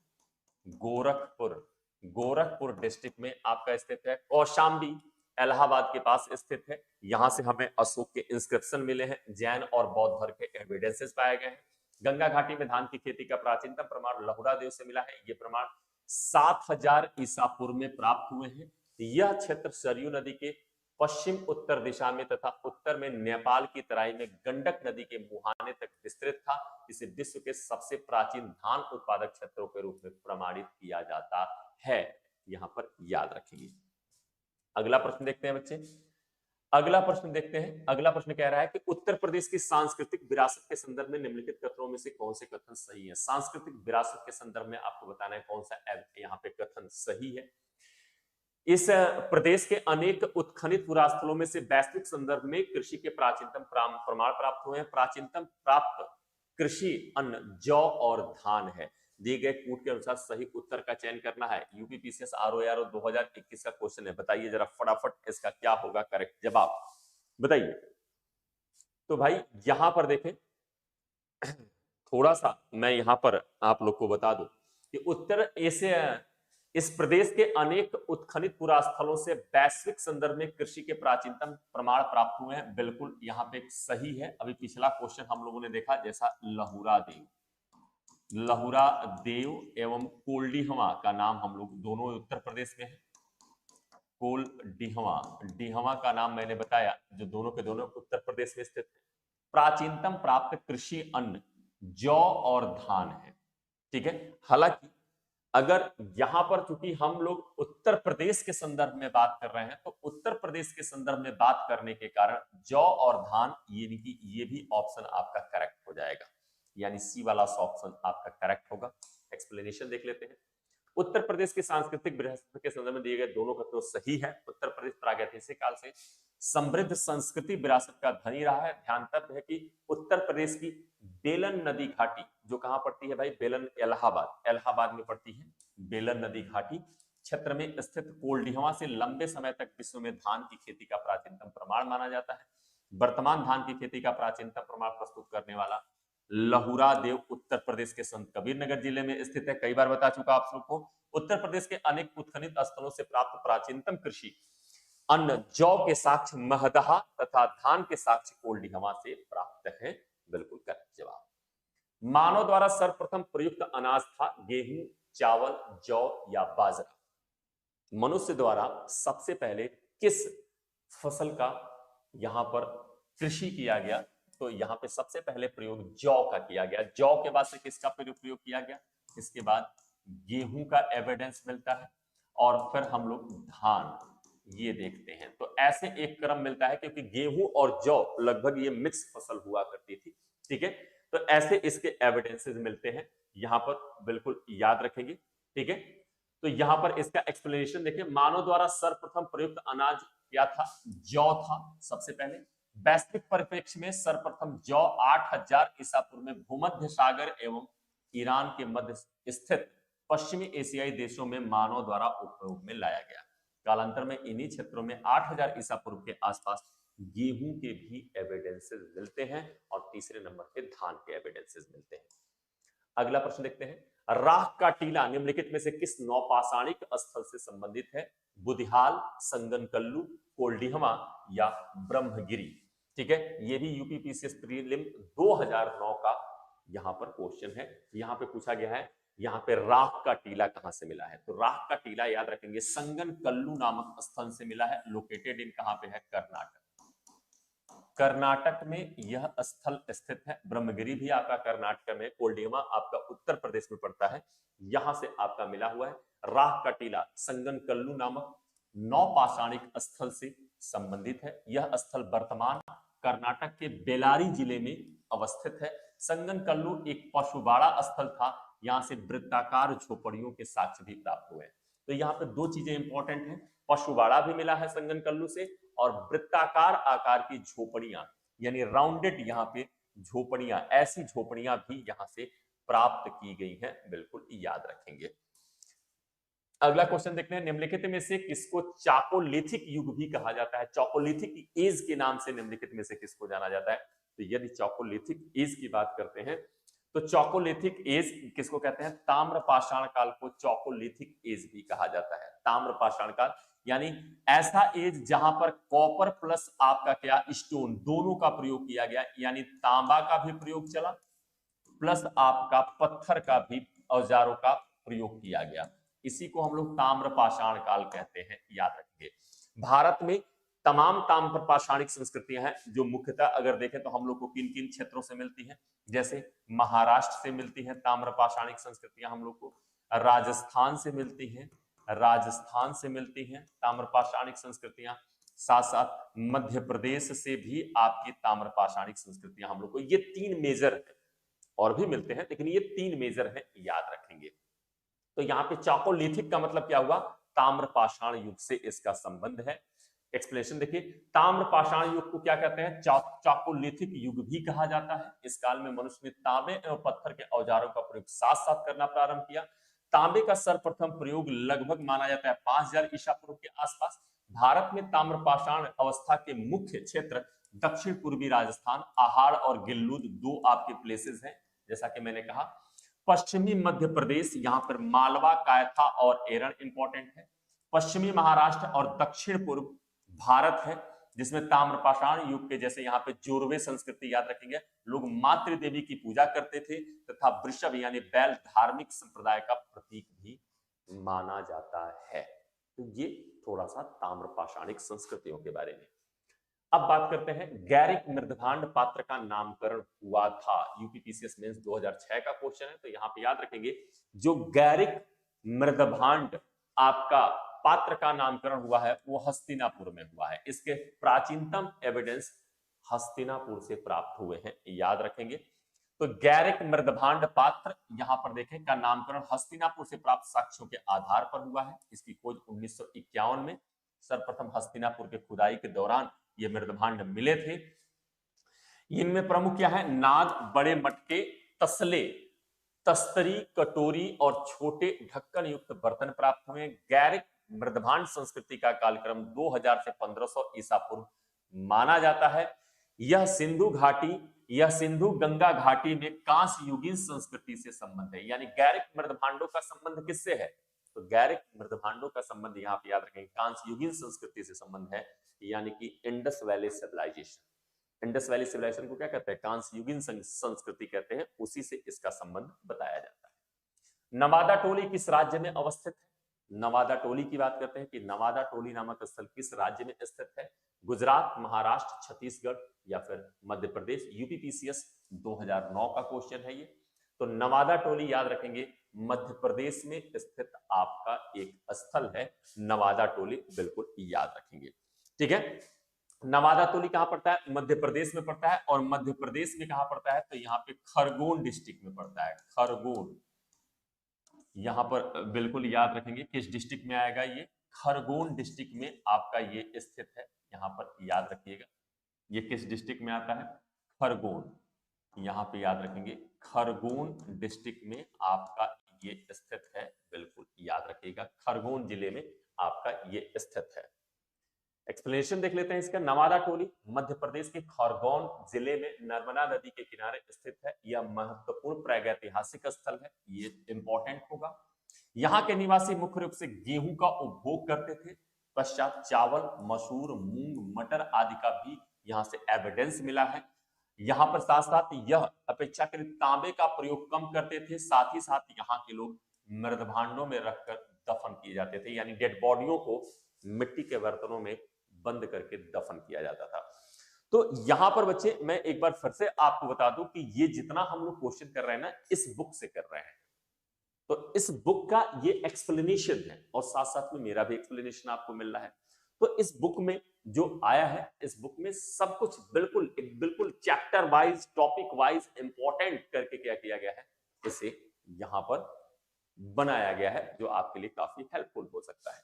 चलिए अगला देखते हैं, नवादा टोली का उत्खनन कार्य किसने किया था। नवादा टोली के उत्खनन कार्य से कौन जुड़े थे, केडी वाजपेयी ने, बीएस वाकणकर ने, या एचडी संकालिया ने, या मार्टिन व्हीलर ने, किसने किया था, यहां पर आपको बताना है। नवादा टोली जो मध्य प्रदेश में स्थित स्थल है, यहां पर आपको बताना है कि किसने, तो एचडी संकालिया का नाम बिल्कुल याद रखेंगे। एचडी संकालिया द्वारा इसकी खुदाई और खोज कराई गई थी। एक्सप्लेनेशन देखिए, नवादा टोली में उत्खनन कार्य 1957 से 59 में प्रोफेसर एचडी संकालिया द्वारा प्रारंभ कराया गया। यहाँ की खुदाई से काले रंग की चित्रकारी के अवशेष प्राप्त हुए हैं।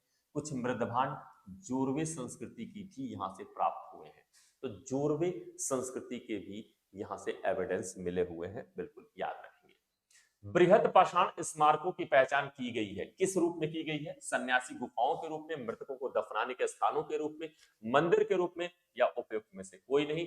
तो बृहद यहां पर देखे भाई, बृहद पाषाण संस्कृति का संबंध किससे होगा, मृतकों को दफनाने के स्थलों के रूप में बड़े बड़े पत्थरों से क्या करते थे, ये अपनी डेड बॉडियों को ढक कर इसी के नीचे क्या करते थे, दफन कर देते थे। इसीलिए इस संस्कृति को बृहद पाषाण स्मारक या महापाषाणिक संस्कृति भी कहा जाता है। संस्कृति भी कहा जाता है, संस्कृति कहते हैं जिसका संबंध कहां से है, दक्षिण भारत से आपका इनका संबंध है, बिल्कुल याद रखेंगे, साउथ इंडिया से इनका संबंध है। इसका एक्सप्लेनेशन देख लेते हैं। बृहद पाषाण स्मारकों की पहचान मृतकों को दफनाने के स्थानों के रूप में की गई है। नवपाषाण युग की समाप्ति के पश्चात दक्षिण भारत में जिस संस्कृति का उदय हुआ उसे बृहद पाषाण या मेगालिथिक्स अथवा महापाषाणिक संस्कृति कहा जाता है। इस संस्कृति के लोग मृतकों को, अवशेषों को सुरक्षित रखने के लिए बड़े बड़े पत्थरों का प्रयोग करते थे। इसी कारण इस संस्कृति को महापाषाणिक संस्कृति भी कहते हैं, जैसा कि मैंने आपको पहले बताया। अगला देखते हैं, निम्नलिखित में से किस एक पुरास्थल से पाषाण संस्कृति से लेकर हड़प्पा सभ्यता तक के सांस्कृतिक अवशेष प्राप्त हुए हैं? यानी ये कौन सा स्थल है इनमें से जहां से हमें स्टोन एज के साथ साथ आपके कहां से हड़प्पा सभ्यता तक के एविडेंसेस प्राप्त हुए हैं? तो यहां पे देखिए, अगर हम लोग बात करें तो इसमें सबसे इंपॉर्टेंट प्लेस हो जाता है मेहरगढ़। मेहरगढ़ पाकिस्तान, यहां से स्टोन एज के तो एविडेंस मिले ही मिले हैं, साथ साथ में इंडस वैली सिविलाइजेशन के भी यहां से एविडेंसेस पाए गए हैं। काफी इंपॉर्टेंट हो जाता है। मेहरगढ़ नामक पूरा स्थल पाषाण संस्कृति से लेकर हड़प्पा सभ्यता तक के संस्कृति अवशेष पाए गए हैं। मेहरगढ़ कहां पे? बलूचिस्तान, बेलन नदी, ये बेलन नहीं बल्कि इसको बोलन कर लीजिएगा, बोलन नदी की या बेलन सही है, ठीक है, बेलन नहीं, बेलन नदी की घाटी में आपका ये किनारे स्थित स्थल है, ठीक है। पुरातात्विक दृष्टि से एक महत्वपूर्ण स्थल रहा है। यहां से नवपाषाण युग के भी बहुत से अवशेष मिले हैं। इस हड़प्पा सभ्यता की उत्पत्ति और उसके विकास में प्रकाश पड़ता है। यह स्थल हड़प्पा सभ्यता का पूर्व स्थल है, जहां से हड़प्पा जैसे ईंटों के बने हुए घर भी प्राप्त हुए हैं। मेहरगढ़ से कृषि के प्राचीनतम साक्ष्य, फसलों की खेती के प्राचीनतम साक्ष्य, नवपाषाण काल, पूरा पाषाण काल के भी एविडेंस यहां से मिले हैं। मध्य पाषाण काल के भी कुछ एविडेंसेस, हड़प्पा सभ्यता के भी यहां से कुछ एविडेंसेस मिले हैं। कृषि के प्राचीनतम साक्ष्य मिले हैं। बिल्कुल बच्चे याद रखेंगे, ठीक है। तो यहां पर इस चीज को बिल्कुल याद रखिएगा। चलिए अगला देखते हैं। मानव समाज विलक्षण है क्योंकि वह मुख्यतः आश्रित होता है। मानव समाज क्यों विलक्षण माना जाता है? वो किस पे आश्रित होने के कारण विलक्षण माना गया है मानव समाज? अगर मानव समाज विलक्षण होने की बात करते हैं तो वो अर्थव्यवस्था के कारण, इकोनॉमी, क्योंकि मानव समाज की यहां पे बात हो रही है और मानव समाज कभी भी सरवाइव करेगा तो किस पे? इकोनॉमी पे होकर ही सरवाइव करेगा। इसलिए यहां पर ये चीज है, मानव समाज विलक्षण है क्योंकि वो मुख्यतः अर्थव्यवस्था पे आश्रित होता है। समाज का परिवर्तनीय होना अर्थव्यवस्था में निरंतर हो रहे परिवर्तनों पर आधारित होता है। इन परिवर्तनों में मनुष्य का खाद्य संग्राहक से लेकर कृषि उत्पादन और उद्योगों की ओर उन्मुख होने तक का सोपानिक क्रम सम्मिलित होता है। इसमें एक सोपानिक क्रम हम लोग को देखने को मिलता है, एक चेंज का दौर देखने को मिलता है। इन क्रमिक परिवर्तनों के फलस्वरूप सामाजिक व्यवस्था भी निरंतर बदलती गई। संस्कृति, धर्म और विज्ञान भी अर्थव्यवस्था के अनुरूप ही बदलते जाते हैं। जैसे जैसे इकोनॉमी डेवलप हुई वैसे वैसे लोगों का सामाजिक स्ट्रक्चर बदला, उनका रिलीजियस स्ट्रक्चर बदला, सारी चीजें बदलती गई। तो कहीं ना कहीं मानव समाज को सबसे ज्यादा इफेक्टिव इकोनॉमी डालती है। जिस हिसाब से आपकी क्या होगी? अर्थव्यवस्था होगी, उसी हिसाब से क्या होगा? आपका यहां पर मानव समाज भी रिएक्ट करता है। नीचे भारत के 4 पुरातात्विक स्थल दिए गए हैं। निम्नलिखित में से कौन उत्तर से दक्षिण तक उनके स्थलों का सही क्रम प्रस्तुत करता है? अत्रिपक्कम, भीमबेटका, बुर्जहोम और पिक्कली हल। यहां पर बताना है आप लोग को। तो भाई यहां पर देखो, सबसे पहले हो जाएगा 4, ठीक है, और 4 के बाद हो जाएगा 2 और 2 के बाद हो जाएगा 3 और 3 के बाद हो जाएगा 1, यानी डी आपका बिल्कुल करेक्ट जवाब होगा। यहां पर जैसे इन स्थलों का अगर आपको मैपिंग के थ्रू मैं बता दूं तो यहां पर देख ले, जैसे बुर्ज होम कहां पे है? जम्मू एंड कश्मीर में।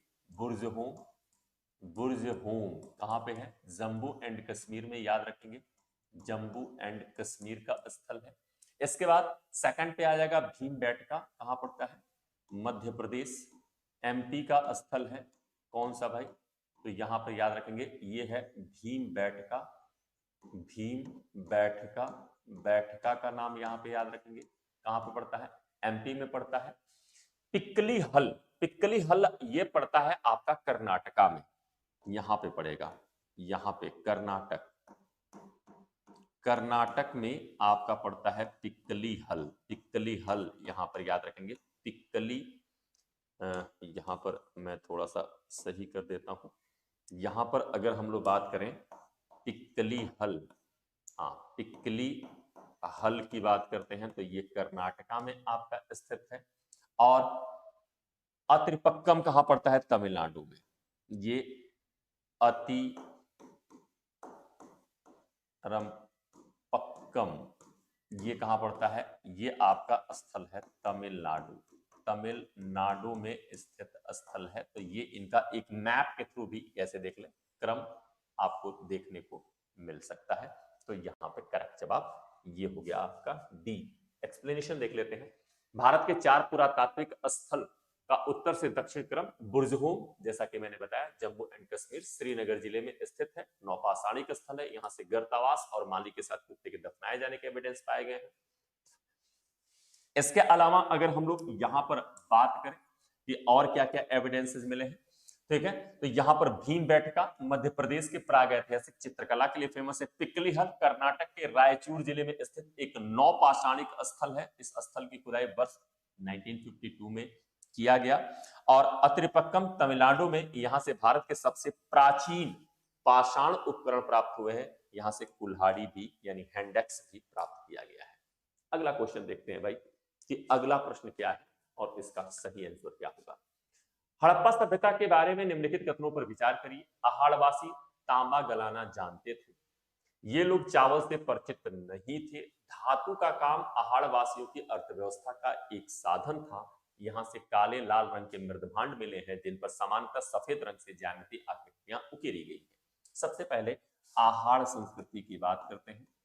आहाड़, आहार या आहाड़ संस्कृति कहा जाता है, जो कहां से मिली है, ये राजस्थान से मिला है।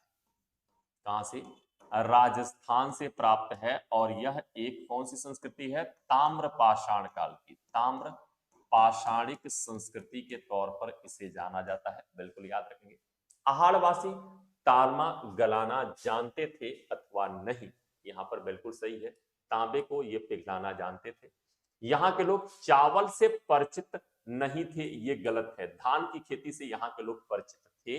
धातु का काम आहाड़वासियों की अर्थव्यवस्था का एक साधन था, बिल्कुल करेक्ट है। यहाँ से काले लाल रंग के मृदभांड मिले हैं जिन पर यहाँ पे सफेद ज्यामितीय आकृतियां बनाई गई हैं, बिल्कुल सही जवाब है। तो यहाँ पर 1 3 4 यानी ए आपका क्या होगा, इसका बिल्कुल करेक्ट जवाब होगा।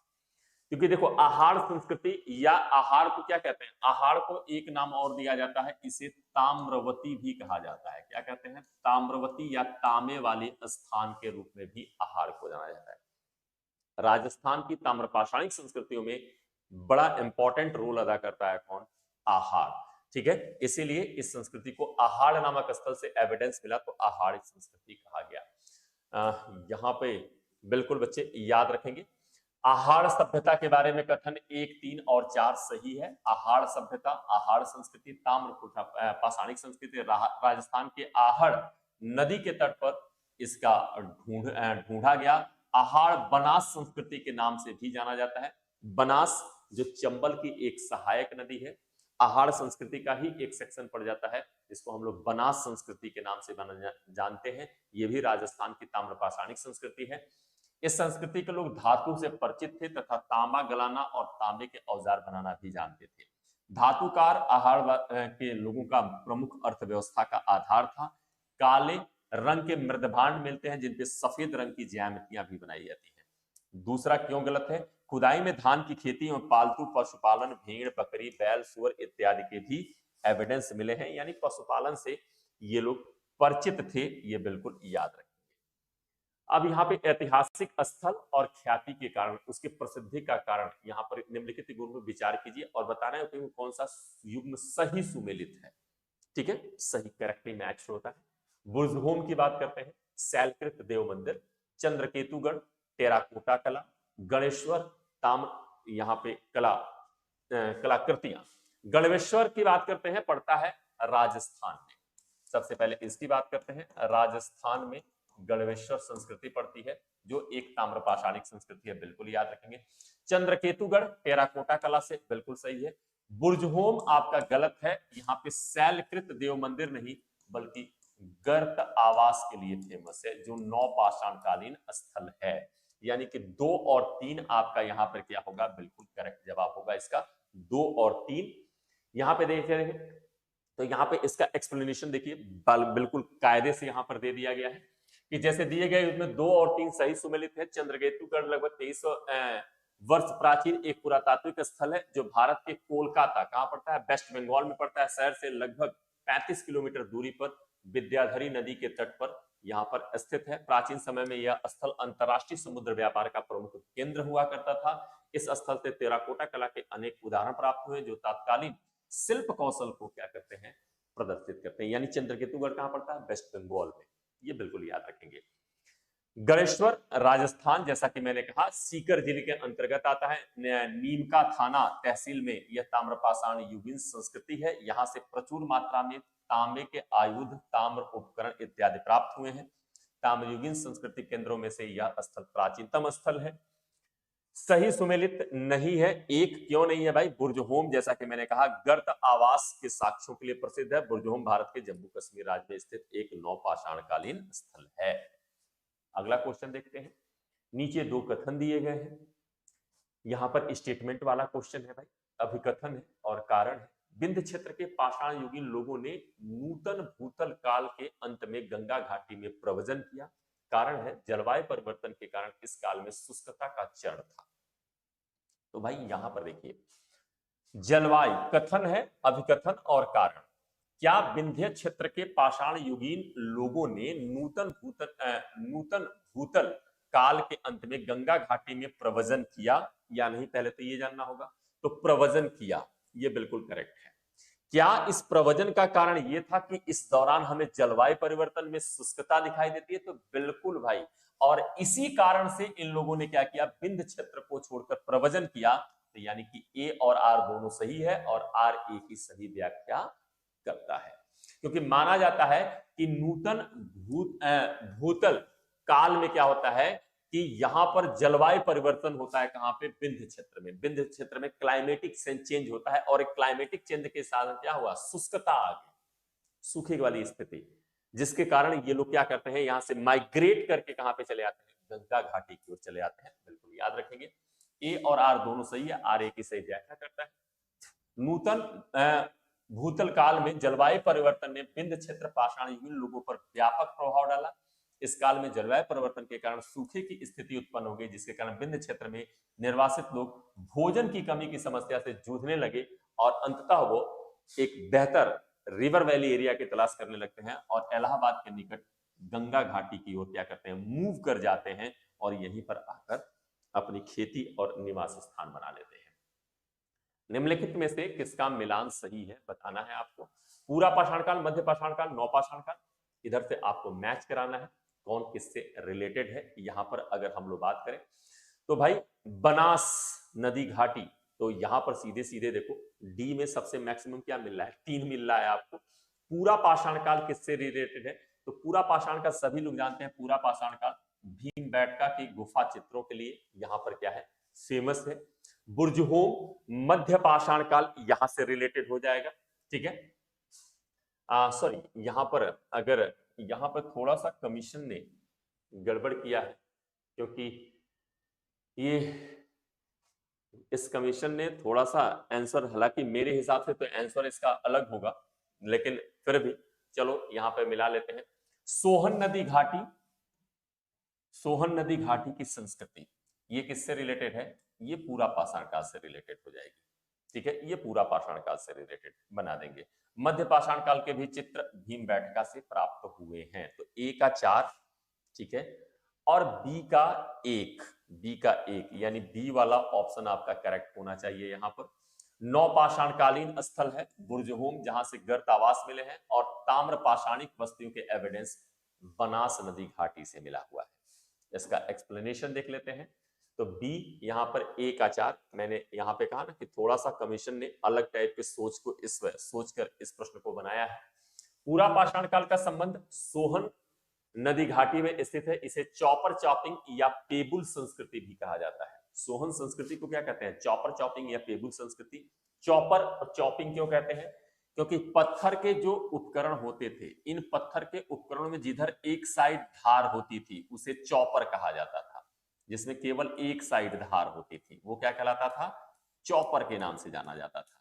और ऐसे पत्थर के उपकरण जिन पे क्या होते थे, ऐसे पत्थर के उपकरण जिन पर दोनों साइड में धार बनी होती थी, जो धार होती थी ना, ये फलक जो होता था, फलक भी कहा जाता है इन्हें, ये क्या होती थी, ये धार दोनों साइड में होती थी।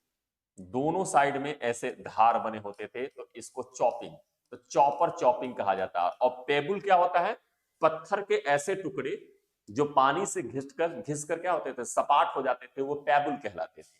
और ये होता था चॉपर और ये होता था चॉपिंग। तो इसलिए इसे चॉपर, क्योंकि इस तरह के स्टोन टूल्स यहां से ज्यादा मिले हैं। और चूंकि सोहन नदी घाटी में पाए गए हैं, इसलिए इसे सोहन संस्कृति कहते हैं। और चूंकि चॉपर और चॉपिंग यहाँ की प्रमुख उपकरण है, इसलिए इसे चॉपर चॉपिंग संस्कृति भी कहते हैं। ठीक है, कहां से, सोहन, सोन नहीं, सोहन नदी घाटी से। सोहन नदी घाटी कहां पे, पाकिस्तान, पाकिस्तान में, याद रखेंगे, पाकिस्तान से ये प्राप्त है। सोहन नदी घाटी पाकिस्तान से इसकी खोज की गई है। यहां पर बिल्कुल याद रखेंगे, पाकिस्तान, पाकिस्तान में सोहन नदी घाटी से इसकी खोज की गई है। ठीक है, मध्य पाषाण काल का संबंध भीमबेटका गुफा से है। यह मध्य प्रदेश के रायसेन जिले में स्थित एक मध्य पाषाणी स्थल है। नौपाषाणकालीन स्थल बुर्जहोम जम्मू कश्मीर में स्थित है। न ताम्र पाषाण काल का संबंध बनास घाटी से है। कहां से, राजस्थान में। इस काल में तांबे एवं पत्थर के औजार प्रयोग किए जाते थे। और आज का हम लोग का ये सेक्शन वाला कंप्लीट हुआ। साथ साथ में इस सेक्शन के कंप्लीट होने के साथ आप लोगों से कहूंगा कि भाई सेशन को आप ज्यादा से ज्यादा लाइक और शेयर करें, चैनल को सब्सक्राइब करें, ठीक है, लाइक करें। और ऐसे ही बिल्कुल शानदार तरीके से प्रश्नों का एक्सप्लेनेशन, इंपॉर्टेंट क्वेश्चन, मतलब ये जान लो कि अगर आपको प्रीलिम निकालना है तो कहीं ना कहीं पीवाईक्यू करना पड़ेगा। और वो पीआईक्यू एक्सप्लेनेशन के साथ चाहिए, तभी आप क्वालिफाई कर पाओगे। क्योंकि देखो एग्जामिनेशन में मान के चलो मिनिमम मैं बात कर रहा हूं 20% तक क्वेश्चन क्या होते हैं, पीवाईक्यू के तौर पे आ जाते हैं। दूसरा फायदा यह है कि पीवाईक्यू में अगर आपको एक्सप्लेनेशन मिल जाता है तो क्या होता है, उससे रिलेटेड तमाम चीजें हम लोग को जानकारी मिल जाती है। तो रिपीटेड के चांस ठीक है कम रहेंगे, लेकिन जो एक्सप्लेनेशन मिलेगा ना, वो आपके लिए सोने पर सुहागा है, ये कह लो। ठीक है, तो यहां पे प्रीलिम स्पेशल अरिहंत आपके लिए किया गया है। पहली बार आईएसपीसीएस के लिए आपकी ये बुक लॉन्च की गई है, जिसमें भारतीय इतिहास, भारत एवं विश्व का भूगोल, भारतीय राज्य व्यवस्था, भारतीय अर्थव्यवस्था और सामान्य विज्ञान, ये जो आपके टोटल 5 सेक्शन है ना, ये पांचों सेक्शन पे आपकी बुक लॉन्च की गई है। ये है आपकी वो बुक जो लॉन्च की गई है, जिसमें पूरे काफी एक्सप्लेनेशन के साथ आपके सारे टॉपिक वाइज एक्सप्लेनेशन के साथ इंपॉर्टेंट क्वेश्चनों को यहां पर क्या किया गया है, यहां पे कलेक्ट किया गया है। तो आप इस बुक को बिल्कुल लें और अपनी सफलता को सुनिश्चित करें। जाते जाते एक बार फिर से आप लोग को बताना चाहूंगा, यूपीएससी 2024 का नोटिफिकेशन जारी हो चुका है। और मुझे लगता है कि मेरे संज्ञान में इधर कई वर्षों के बाद इतनी बड़ी वैकेंसी रिलीज हुई है। लगभग 1200 पद आपके यूपीएससी के रिलीज हुए हैं। ठीक है, जिसमें आईएएस और आईएफएस दोनों के पोस्ट हैं। तो यहां पर बच्चे कहूंगा कि अपनी पढ़ाई को बिल्कुल यहां पे व्यवस्थित करिए और इस बार अपना यूपीएससी क्रैक करिए। तो सेशन के साथ जुड़ने के लिए आप सभी लोगों को थैंक यू, धन्यवाद। कल फिर से 4 बजे आप लोगों से होगी मुलाकात थर्ड टॉपिक के साथ। आज हमने सेकंड टॉपिक किया, कल अपना फर्स्ट टॉपिक था, आज हमने सेकंड किया, कल अपना थर्ड टॉपिक होगा इंडस वैली सिविलाइजेशन। तो इंडस वैली सिविलाइजेशन से रिलेटेड टॉपिक कल करेंगे। तो आज सेशन के साथ जुड़ने के लिए आप सभी लोगों को थैंक यू, धन्यवाद। कल फिर से मिलते हैं कितने बजे, शाम 4 बजे। थैंक यू, धन्यवाद।